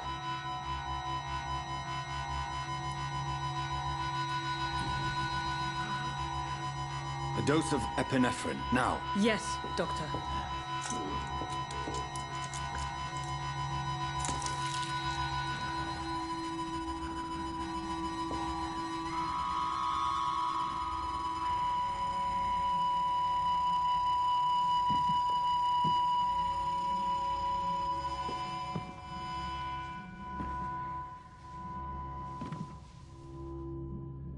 We've lost the pulse. He's gone, Doctor. Nurse, we did everything we could. Yes, I know. You are true to your reputation, Dr. Reed. Dedicated and precise. No one could have done more. This was not an influenza-induced seizure. I've never seen symptoms like these on the continent. Neither have I. But the previous symptoms leading up to this attack were the same, indistinguishable from the epidemic. No. There was something more vile in these reactions. Something primitive. There have been numerous reports of mental breakdowns caused by the fever that accompanies the flu itself, Doctor. Yes, but... I'd best take some samples of the blood for analysis.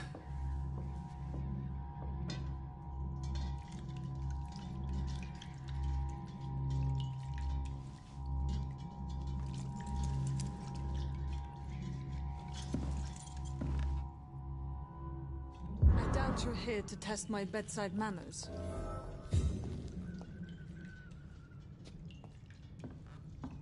I suspect it was more than intuition alone that led you to us. So, how might I be of service, Dr. Reed? Your heart might be in the right place, but you can't carry on with this blackmail. For God's sake, Dorothy, it's extortion. It's a serious crime. Doctor, you think your warnings scare me? I've stolen and plied, blackmailed and lied, but what else am I to do? I'm all these people have. But why Lady Ashbury? Why her, of all people? She's pristine and proper, all right. But that she-wolf in sheep's clothing murders the poor for sport. I have her where she belongs, and I'll milk her for all she's got. Dr. Swansea is a sensible and honest man. He wouldn't have refused your friend's care at Pembroke. It's easy for you to say, Doctor. These people cannot go to the police, nor to the hospital. They don't even speak English. They depend on me for everything. So, the end justifies the means. Is that your defense? I know you're kind, Doctor. Just another fine-heeled, silver-spooned gentleman who was given the world on a platter. You know nothing of poverty. Nothing of the shame, the hunger, the loneliness. You've convinced me of the sincerity of your actions and their noble justifications. But all the same, blackmail is a crime, and it will stop, Nurse Crane. So, are you going to turn me over to the authorities?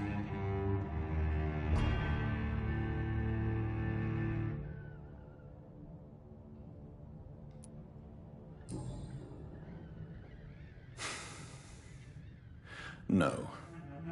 Your place is here. Jailing you would be an even greater crime. So,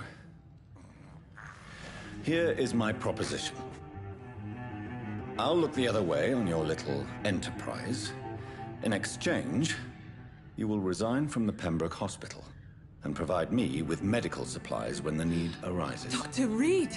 That sounds like a business proposition. My accomplice, then? No, just a privileged client. My research may require the occasional rare piece of equipment or ingredient. I'll pay good coin in exchange, fair and honest, to help finance your noble endeavors.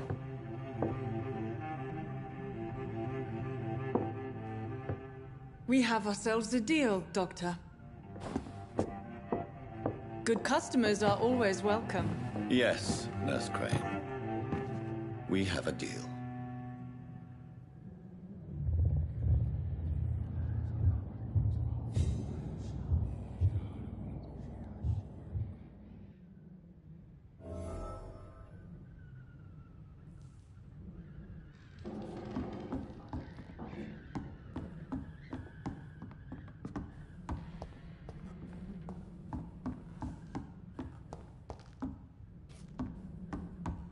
It's locked.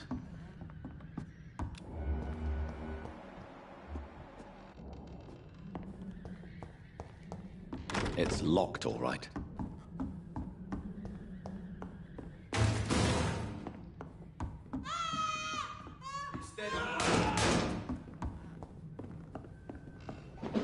It's a lick! Watch it! It's a killer!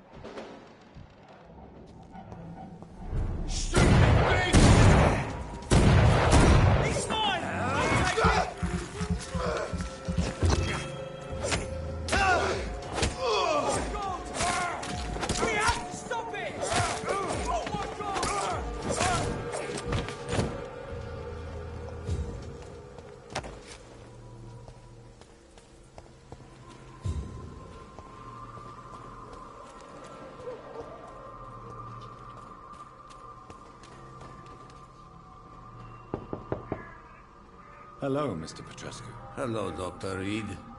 Come on in.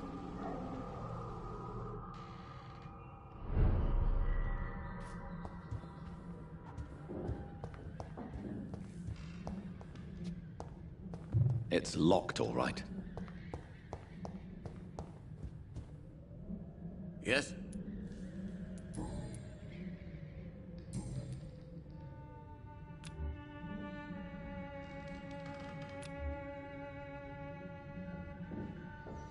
Goodbye, Mr. Petrescu.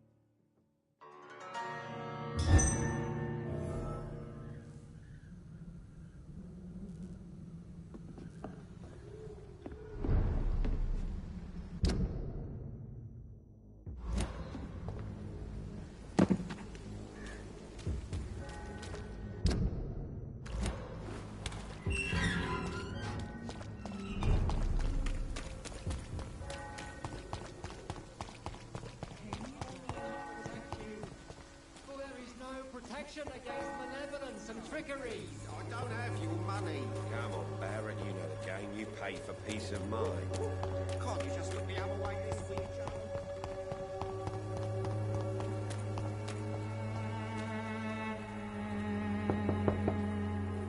Hello. Hello, Doctor.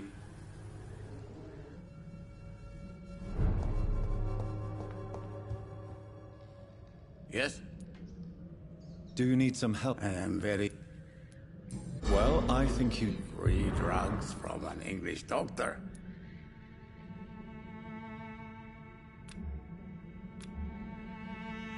Goodbye, Mr. Bishop.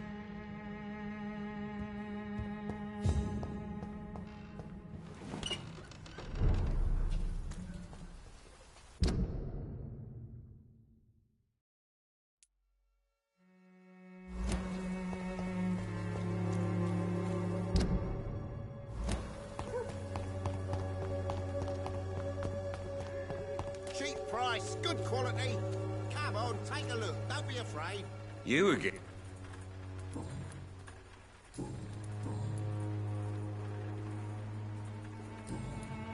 Goodbye, Mr. Peterson.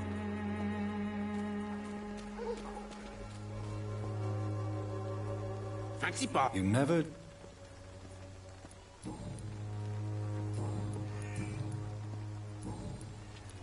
Right then. Show...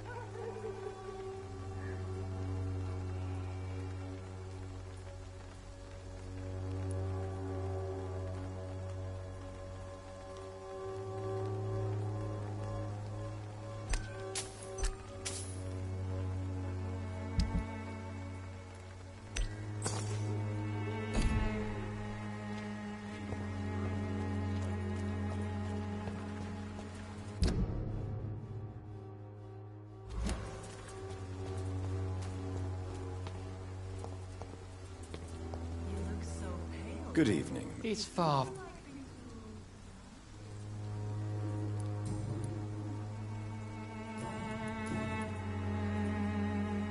What do you mean? Also, quite a judge. Well, you. Well, As a dog. what do you mean? The beast. I have heard enough. Goodbye.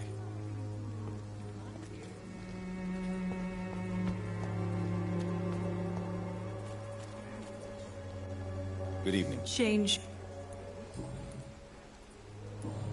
Goodbye, miss. Most of them don't speak English. Good evening, Doc.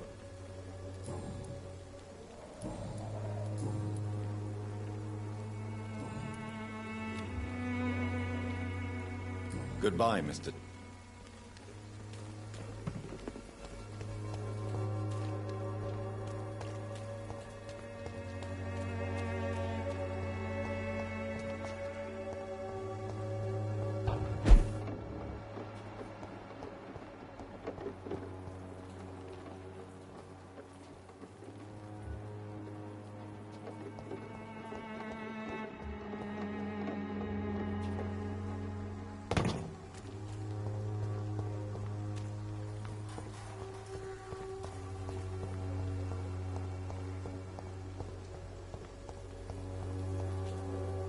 Hello again.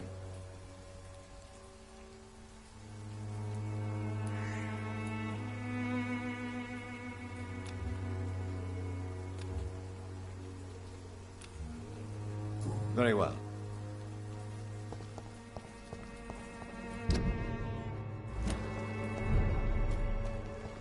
Look at it!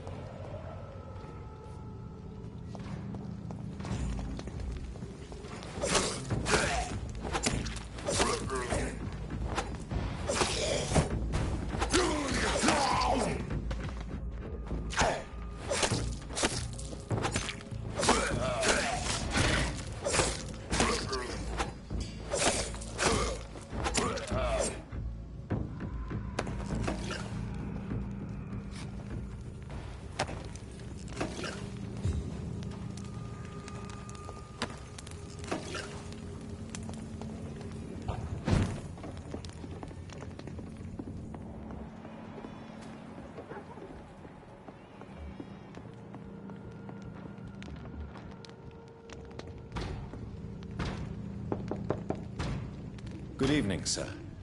It's me again. Leave me alone, I say, whoever you are.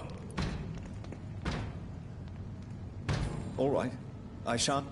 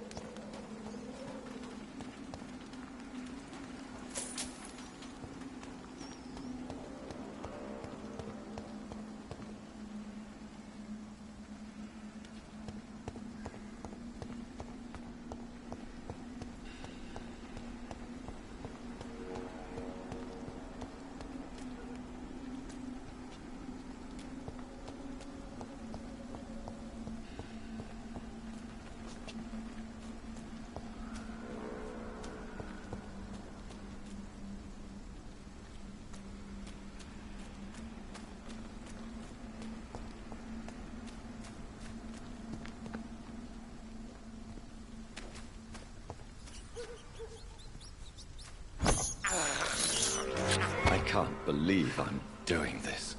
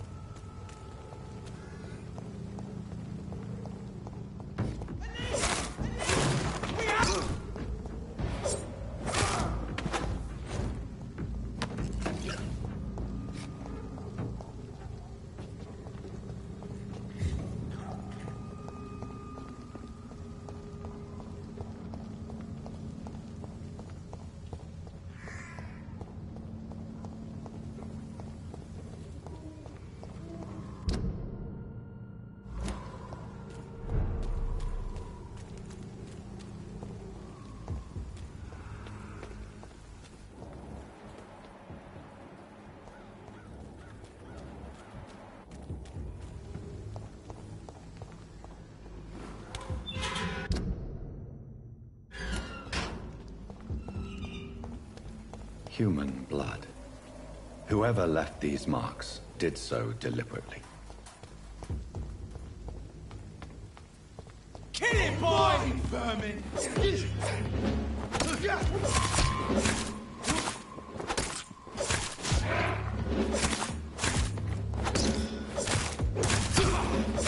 vermin! Stay alive!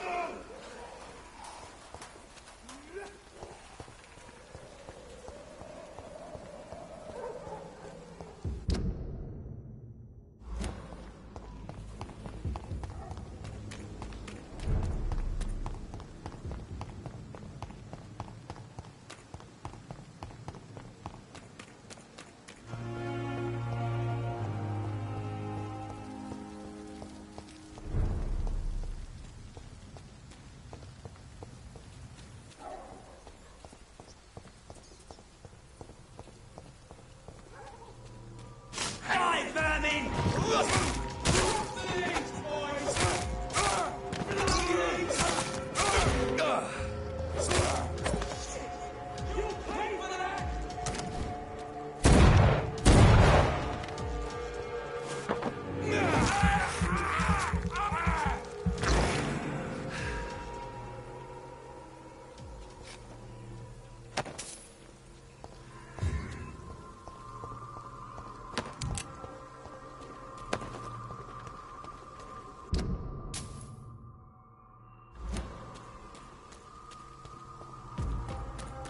Bloody monster!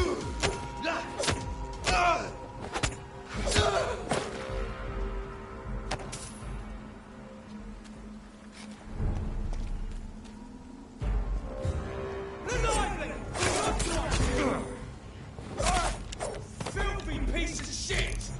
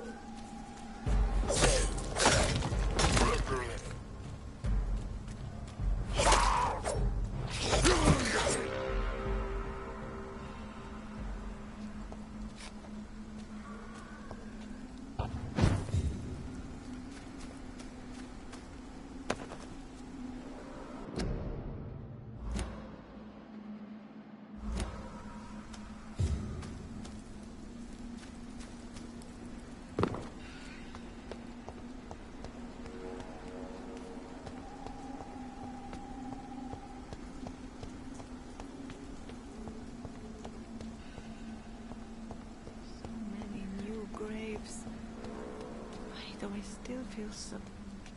Are you all right, Miss Shun? My name is Xiao Shun. This is the proper way to address someone in my country. I do apologize, Xiao Shun. Are you all right? Yes, I am. This is the only place where I can find some kind of serenity. Some way to remember my dear Matthew.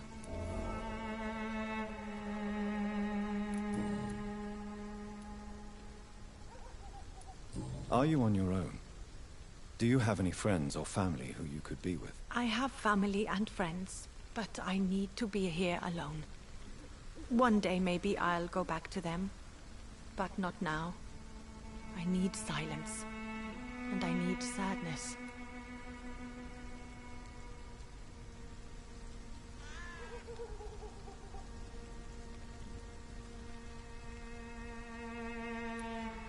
I've seen many deaths in my life, and we all grieve in our own way. Some stay silent, or need to shout. Others need company, and some just can't stand it. Thank you for your sincere words, Dr. Reed. I sense you trying to help me, even if I don't quite understand why.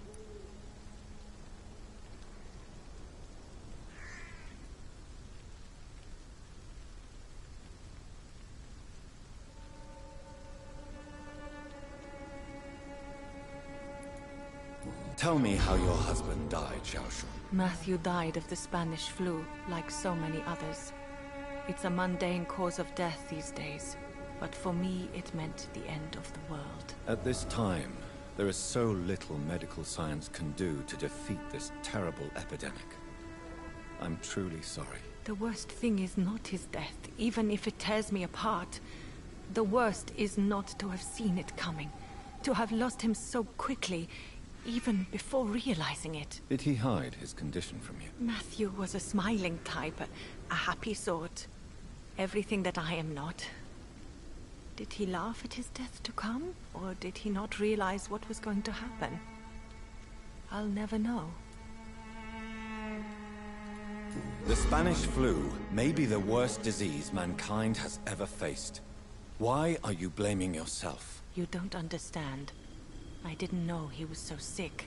I didn't realize the gravity of his situation until it was too late. As harsh as this sounds, we are all equally vulnerable to this awful disease. It can take the strongest man in just a couple of days. I never said goodbye to Matthew. We never realized how bad it was. We laughed about it even. He always made me laugh. Now I don't have enough tears to shed.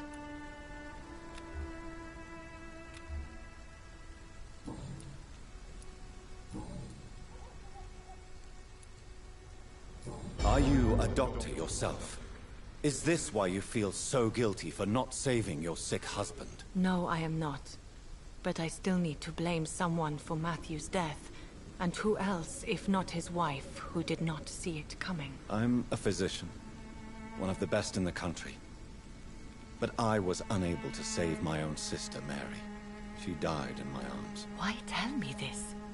Is it supposed to make me feel better? No. But I wanted you to know that you have done nothing wrong. Unlike me. May I ask what caused the death of your sister? You could say she was also killed by a terrible disease. A disease I have sworn to fight and cure, no matter how long it takes. Thank you for sharing that with me, Dr. Reed. Maybe it's time we start to rebuild our lives, you and I. You realize you can't stay here forever, don't you? Eventually, you'll have to leave the cemetery. Why? Why should I go? Since this is the only place I can find peace of mind.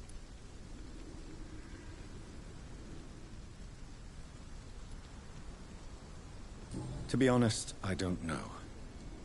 Please forgive me if I've upset you. We must all honor our departed loved ones in our own way. You sound like you're no stranger to the pain I feel. Let's just say, I too have a good reason to visit cemeteries at night. Please accept my condolences for your loss then, Dr. Reed. You should go home now. I think you're right. Cemeteries are for the dead, for they need silence too. Thank you for your honesty and your wisdom, Dr. Reed. Thank you for your company, Xiaoshun. Take care on the way home. Maybe I'll see you again in Whitechapel. Goodbye for now.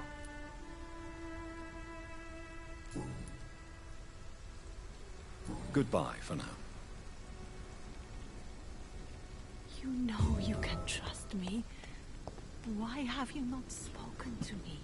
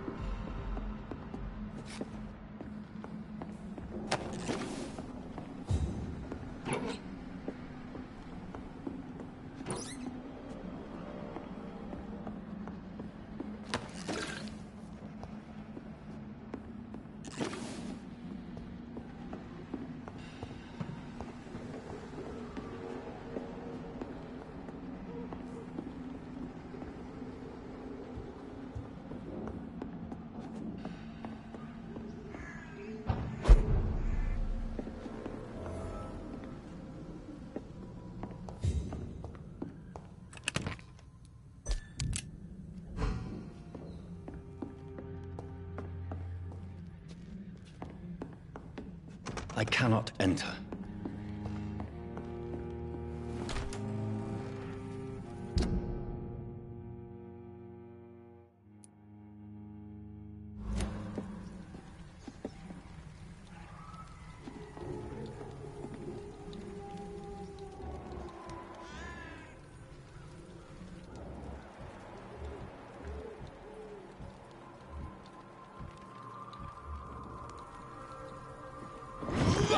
It's a knee! Over there!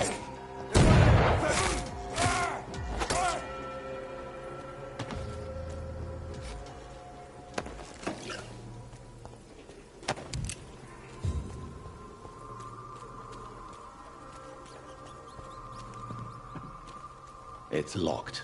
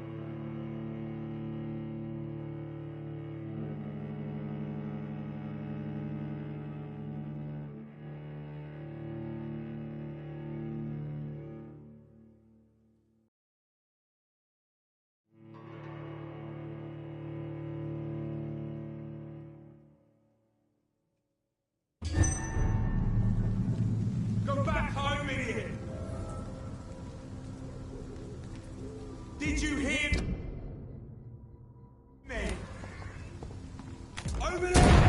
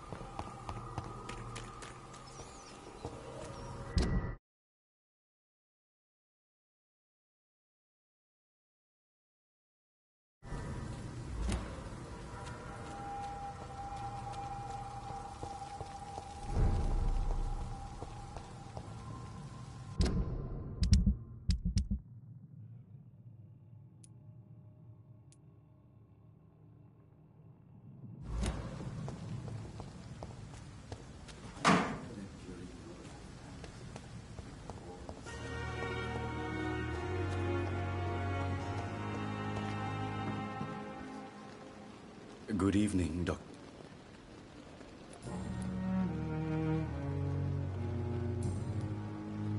Goodbye, Mr. Chidana.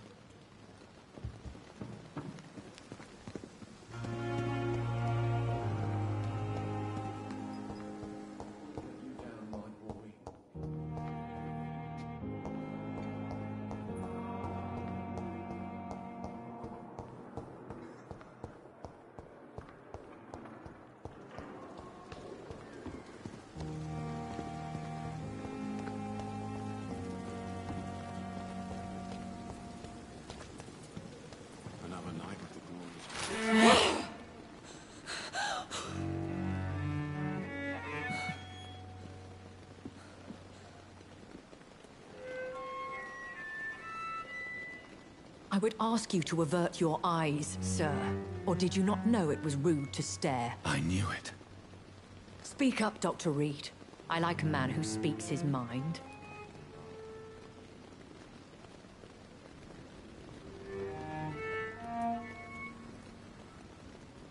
Hiding your true appetites behind a facade of compassion. Bravo. Very clever indeed. Spare me your sarcasm, Jonathan. You are but newly born in this world.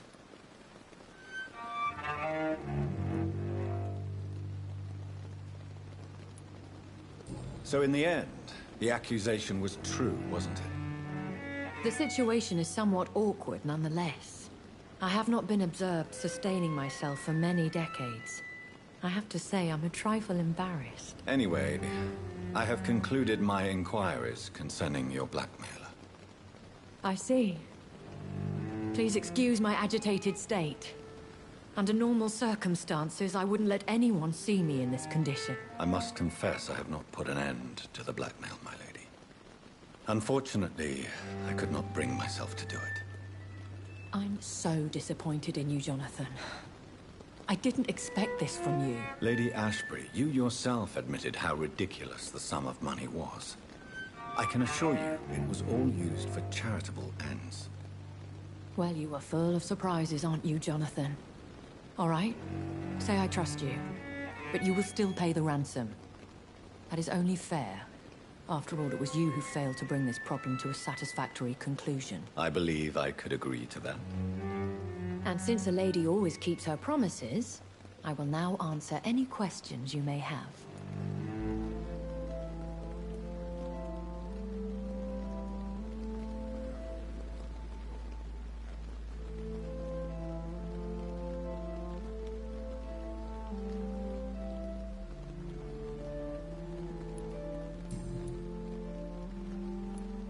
Why does Dr. Swansea allow you to feed on the patients of the hospital?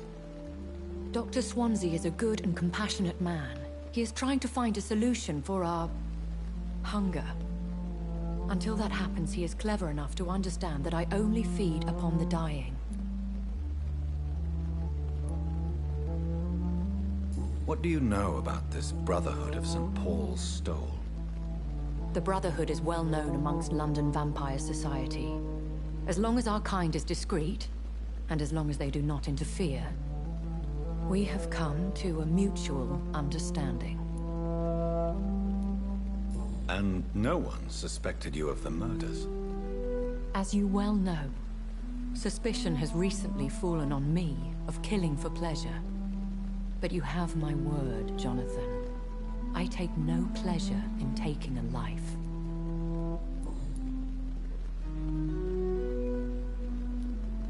Why did you save me in the canning factory? I could hardly stand by and watch such a promising young blood as yourself be torn to shreds by some gutter scowl.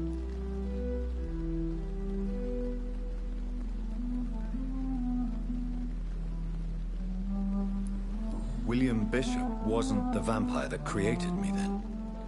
No, Jonathan. Whatever their strength and demeanor, Scowls are the progeny of careless vampires. It cannot be the other way round. What type of vampire is a Scowl? Not a true vampire. The deformed offspring of lesser vampires. It is a shame these creatures run wild, slaves to their baser instincts. I know this is beyond the pale, but may I inquire your age? Really? And I thought you were gentlemen. If you must know, I'm 27. I've been 27 for a long time now, and 27 I shall remain. Very well. But I believe there is more to this than you are saying. A lady has to have some secrets. And who bestowed upon you this eternal youth? My maker.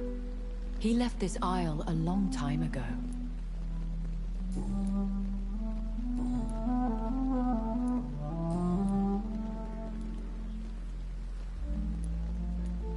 I've been hearing a voice talking in my head. Is this some kind of insanity? It feels like the voice of the vampire that created me. Hush.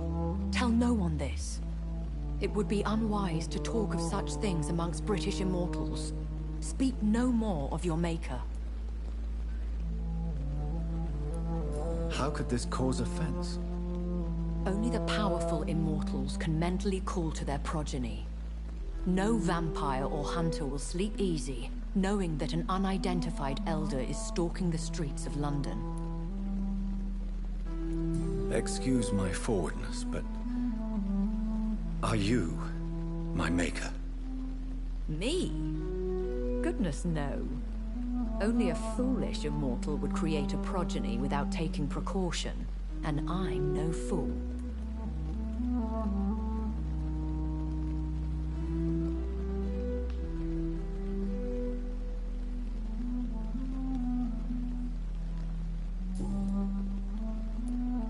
A vampire? Is that what I am? What we are? Such a crude word, defined by penny dreadfuls and drunken hacks. No. You are now an Ekon, and that you shall remain. Are you an Ekon too? Yes, I am. We are the closest thing to what man refers to as vampires. Forget what you think you know about us. So we are Ekons. How can I identify us amongst other vampires? How to put it? All Ekon are vampires. But all vampires are not Ekon. We are but a branch of the immortal tree. I don't understand. Why was I created and then left for dead? That is a question only the one who made you can answer. It's not normal practice. I doubt even if you find him, he will answer you, considering how cruelly he treated you. So me being a vampire could have been a mistake. I very much doubt it, Jonathan. Contrary to the legends, it is not as simple to make another vampire by just biting someone. I'd like to avoid creating another vampire by mistake anyway. Tell me, How is it done? The process is dangerous. It could even kill your potential progeny. If you did decide to sire an offspring, they must drink of your blood, Jonathan.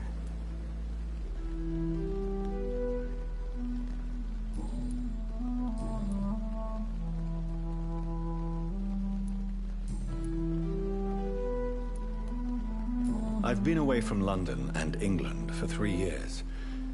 This isn't the city I remember. Things have gone from bad to worse here, Jonathan. I've lived in this city for a long time, and I've never seen it like this.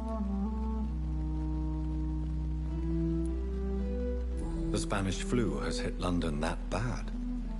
Yes, but it's not just that. I've heard things. Things I've not heard for a very, very long time. There are whispers in the shadows. Something far worse than the Spanish flu is here in the city. What is it you fear?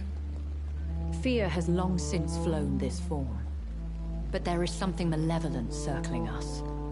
I feel fear is merely waiting in the wings.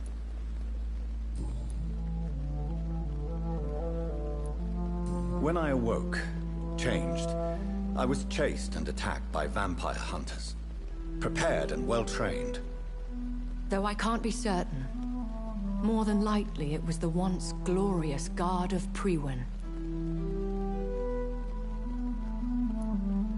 Once glorious, but still dangerous.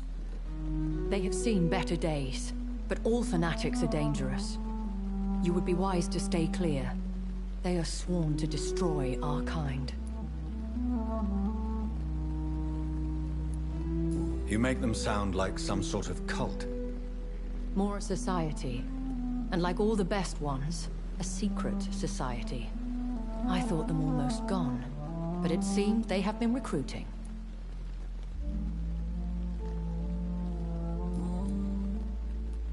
Are there many vampires here in London? Immortals are of a rare breed, and we often tend to hide. But you may occasionally meet some of us at night.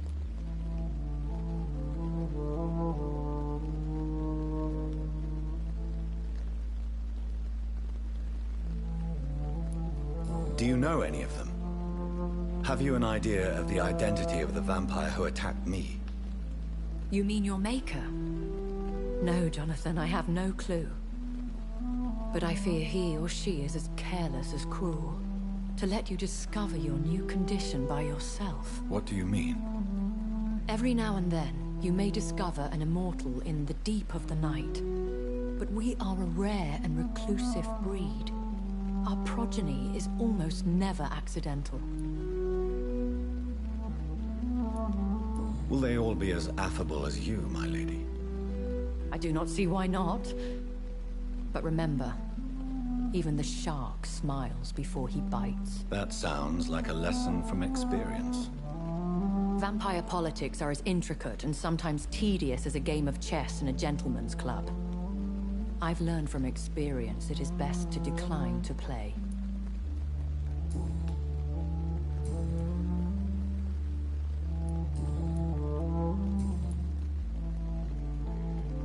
I bid you farewell, for now, my lady. I must quickly analyze the blood I took from Nurse Crane's patient.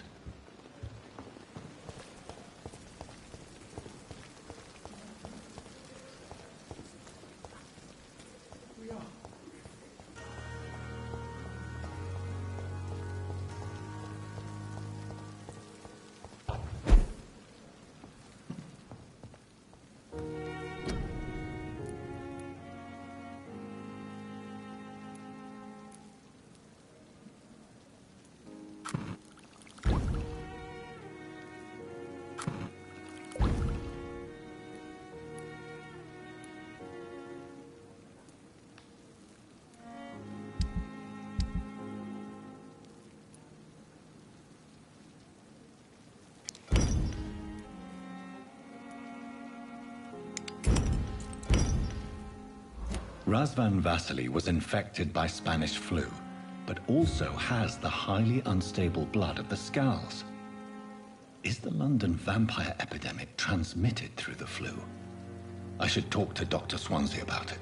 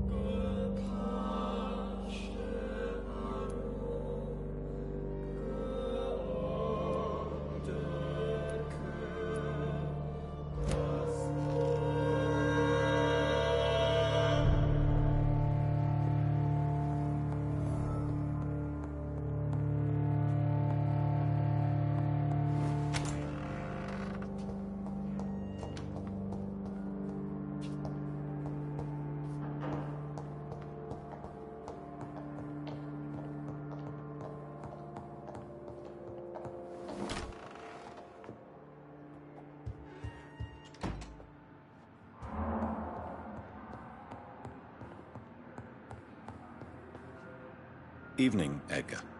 Could I get your professional opinion? Please speak, but I have something important to tell you.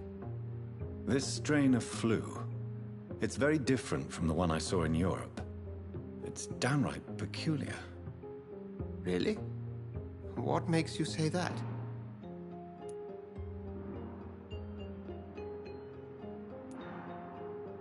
I've just looked at the blood of one of our recently deceased.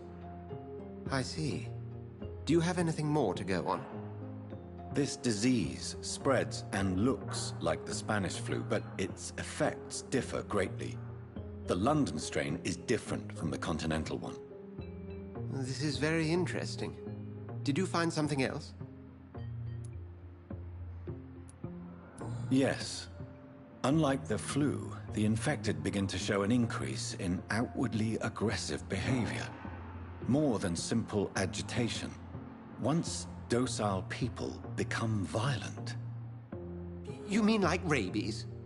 Is there a chance we could create a vaccine, Jonathan, like Pasteur? By the stove, that would be smashing. There's a lot we're not seeing here. But it is spreading, and quickly. If we don't act, the whole city could be lost. But Jonathan, we've a fantastic opportunity sitting right here in front of us. A weapon of choice. What on earth do you mean? Why, you, my dear boy. With your expertise and your blood, we could isolate the properties that course through your veins. Think about the possibilities.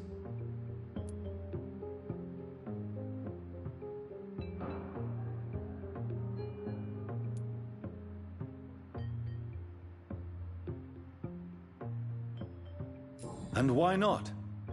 What did Stoker say about the Children of the Night? Well, using my blood, I could create a whole army of vampires. Surely you're joking. We'll discuss this more later. Thank you for your time.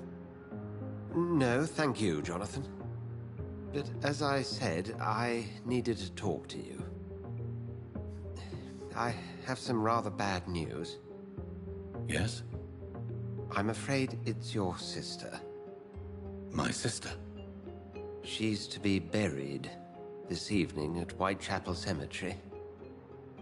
Your mother published the obituary this morning. I see. I'm sorry, Jonathan. Please accept my condolences.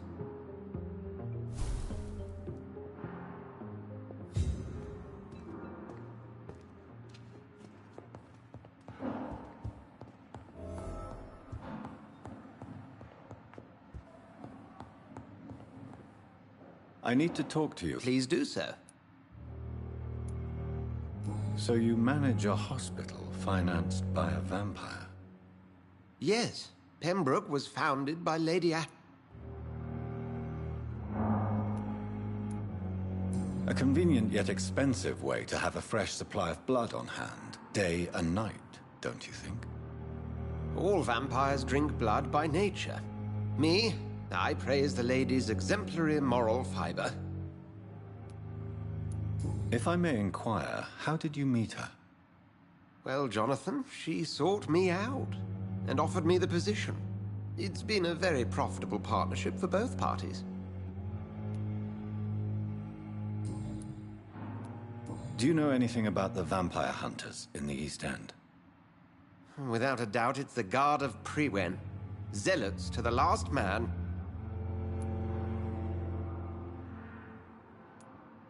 Where do they come from? Once they shared the Brotherhood's ideology on non-intervention, but they concluded vampires were a scourge. They're definitely well organized and equipped. They're extremely dangerous and not to be trifled with. To them, you're a feral beast, and I, your accomplice.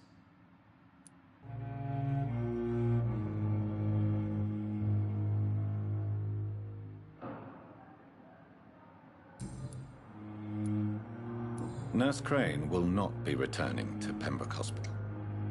Oh, really? Did something happen? She seems such a very capable woman.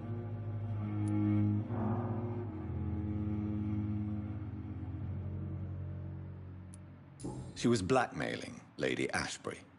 Thought she was murdering patients as some sick upper-class game. Nurse Crane was playing a dangerous game. She's lucky Lady Ashbury abhors violence. We'll talk later.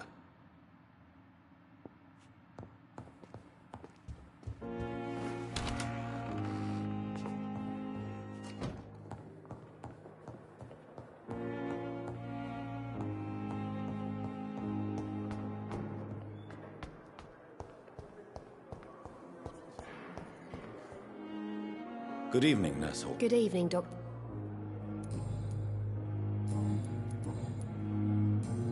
Goodbye, Nurse.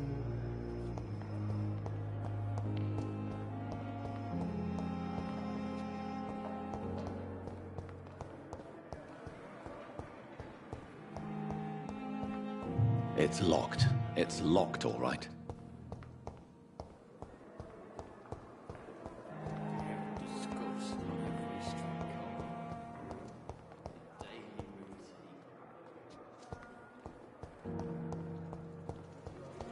I never thought I would have to attend my murdered sister's funeral. Mary, I can't forgive myself. I'll find the truth about what happened to us. I swear.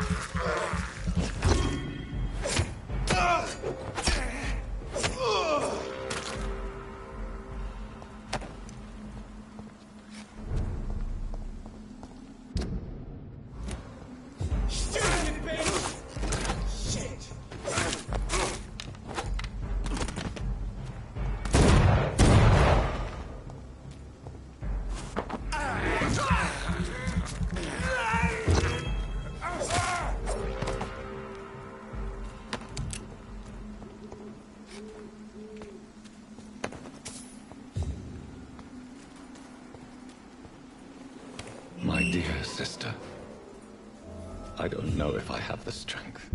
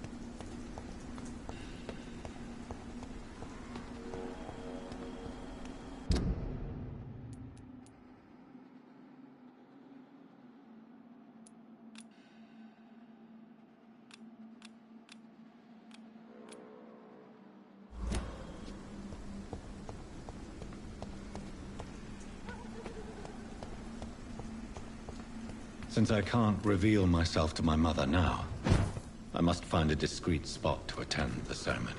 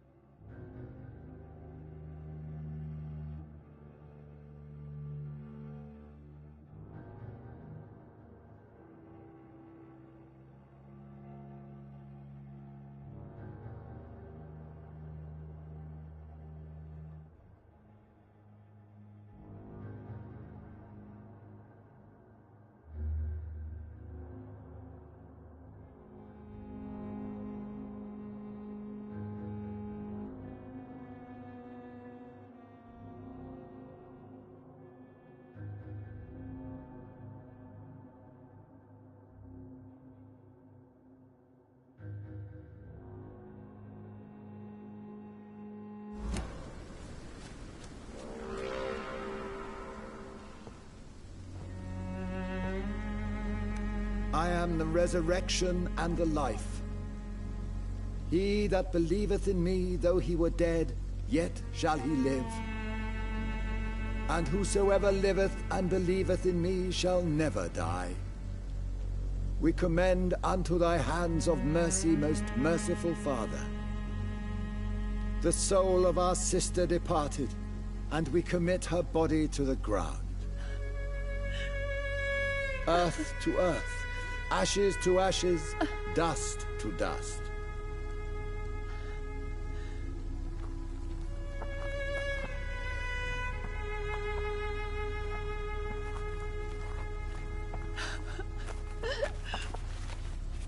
Why kill my Mary and stick her here in this cold, god-awful place? These are the legal requirements for the epidemic, madam. Oh, Avery, I feel so tired. Please take me home. Yes, madam.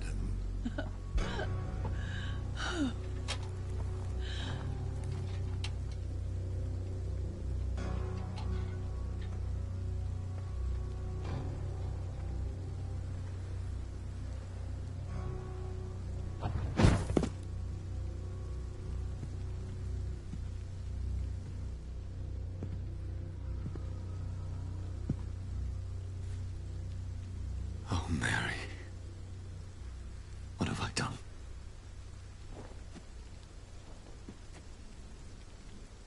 If I could only change one thing. One thing. This is a nightmare. Jonathan, there is nothing you can do but accept it.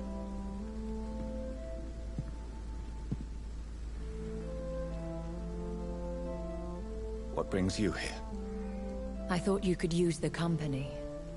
I am so sorry for your loss, Jonathan.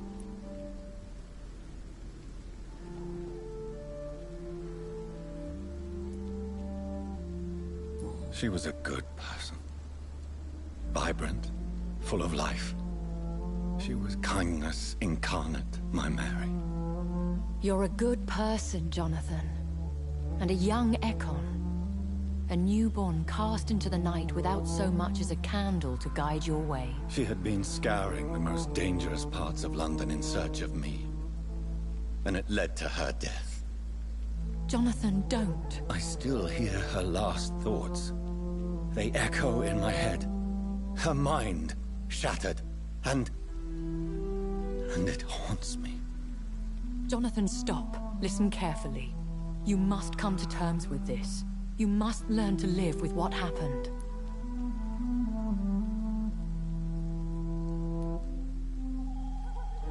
I'm learning.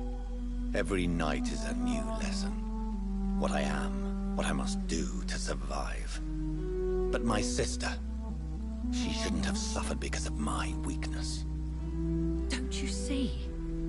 You're doing the work of our enemies, feeding your remorse. We are weakest when we grieve, and the guilt blurs our senses. And so this is why you're here. To warn me. You felt this pain yourself. You too have endured this. I don't want to lose you, Jonathan. I've lost so many friends. Loved ones I cherished. Pray for Mary's forgiveness, if you must.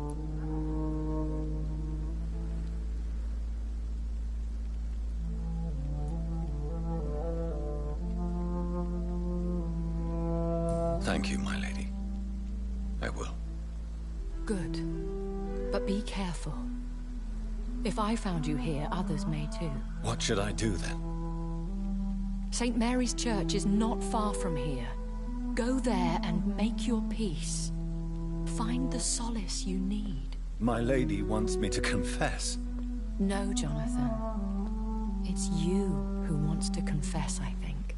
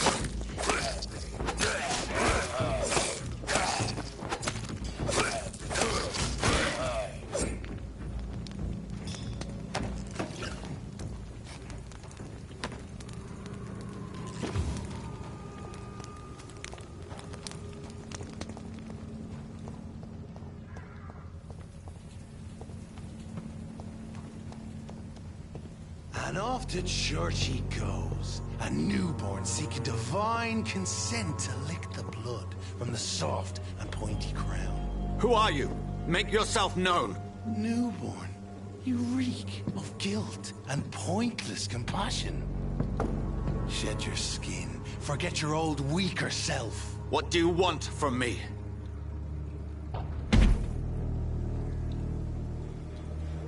Ascalon does not approve of lone wolves who bring unwanted eyes to our pastures. So your name is Ascalon? Ascalon's will is vampire law. Learn them, abide by them, or I shall return as your judge and jury.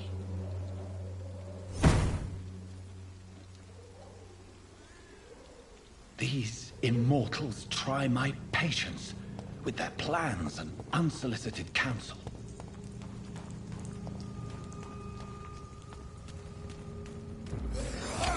It ain't human! Get out! Die,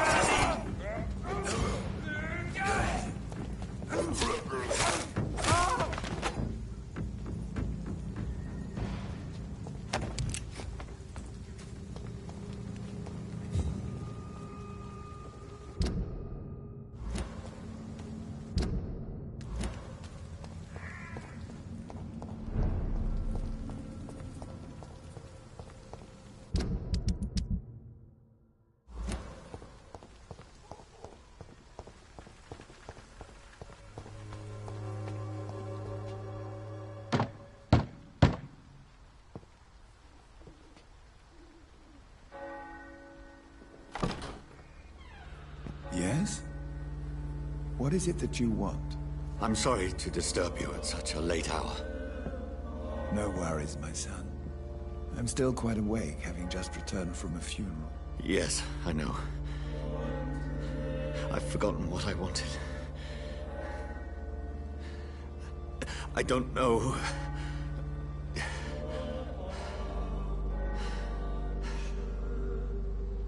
May I help you, child? You seem somewhat perturbed. I haven't the strength to cross the threshold. I wish to pray, to cleanse my soul. The church is shut by order of the bishop. But I'm still the vicar of St. Mary's, if that is any use to you, my son.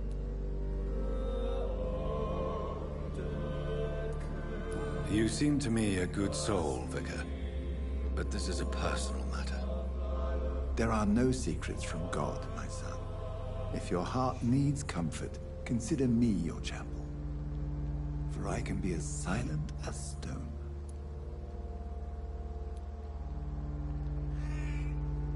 I've words for one departed.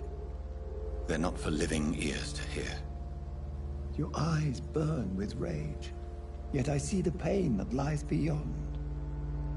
I am here to lighten the burden of all God's creatures.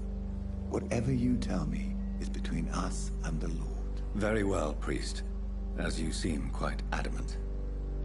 Open your heart, my son. Tell me what burdens you. With whom do you wish to speak? She was my sister. You seem so troubled by the loss of this girl. What happened to her?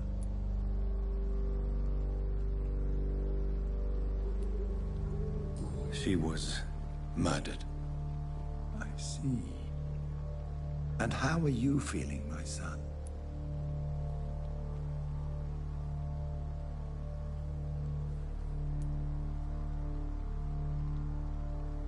I feel responsible. The pain is consuming me. I have a final question for you, my son. This is of the utmost importance. Ask your question, Vicar. What words would you like to say to your poor sister?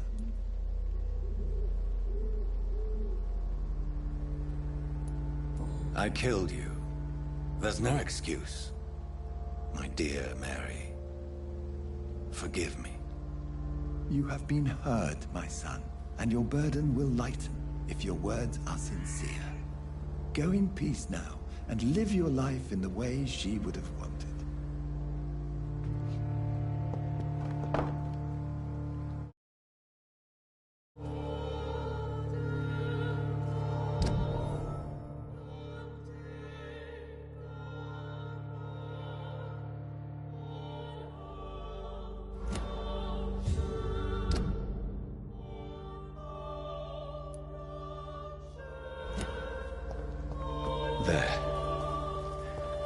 I confessed to that vicar. Do I feel better? Only time will tell.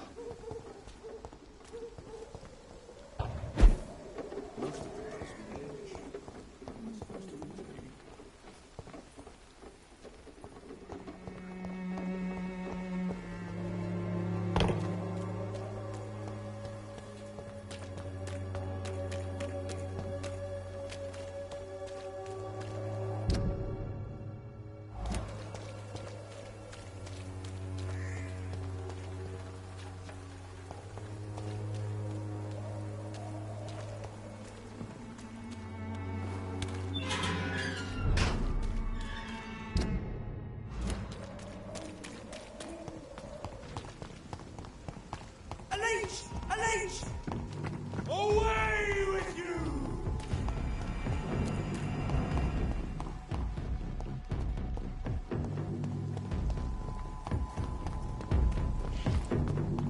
It's one of them!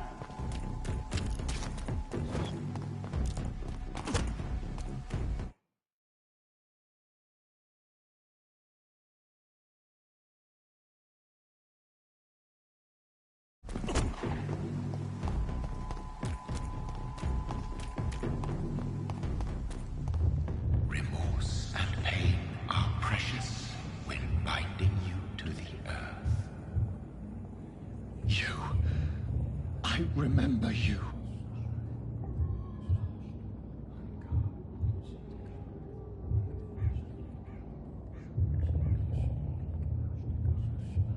Fear be gone. I would harm no child of my making. This is your doing. You made me this creature. What are you?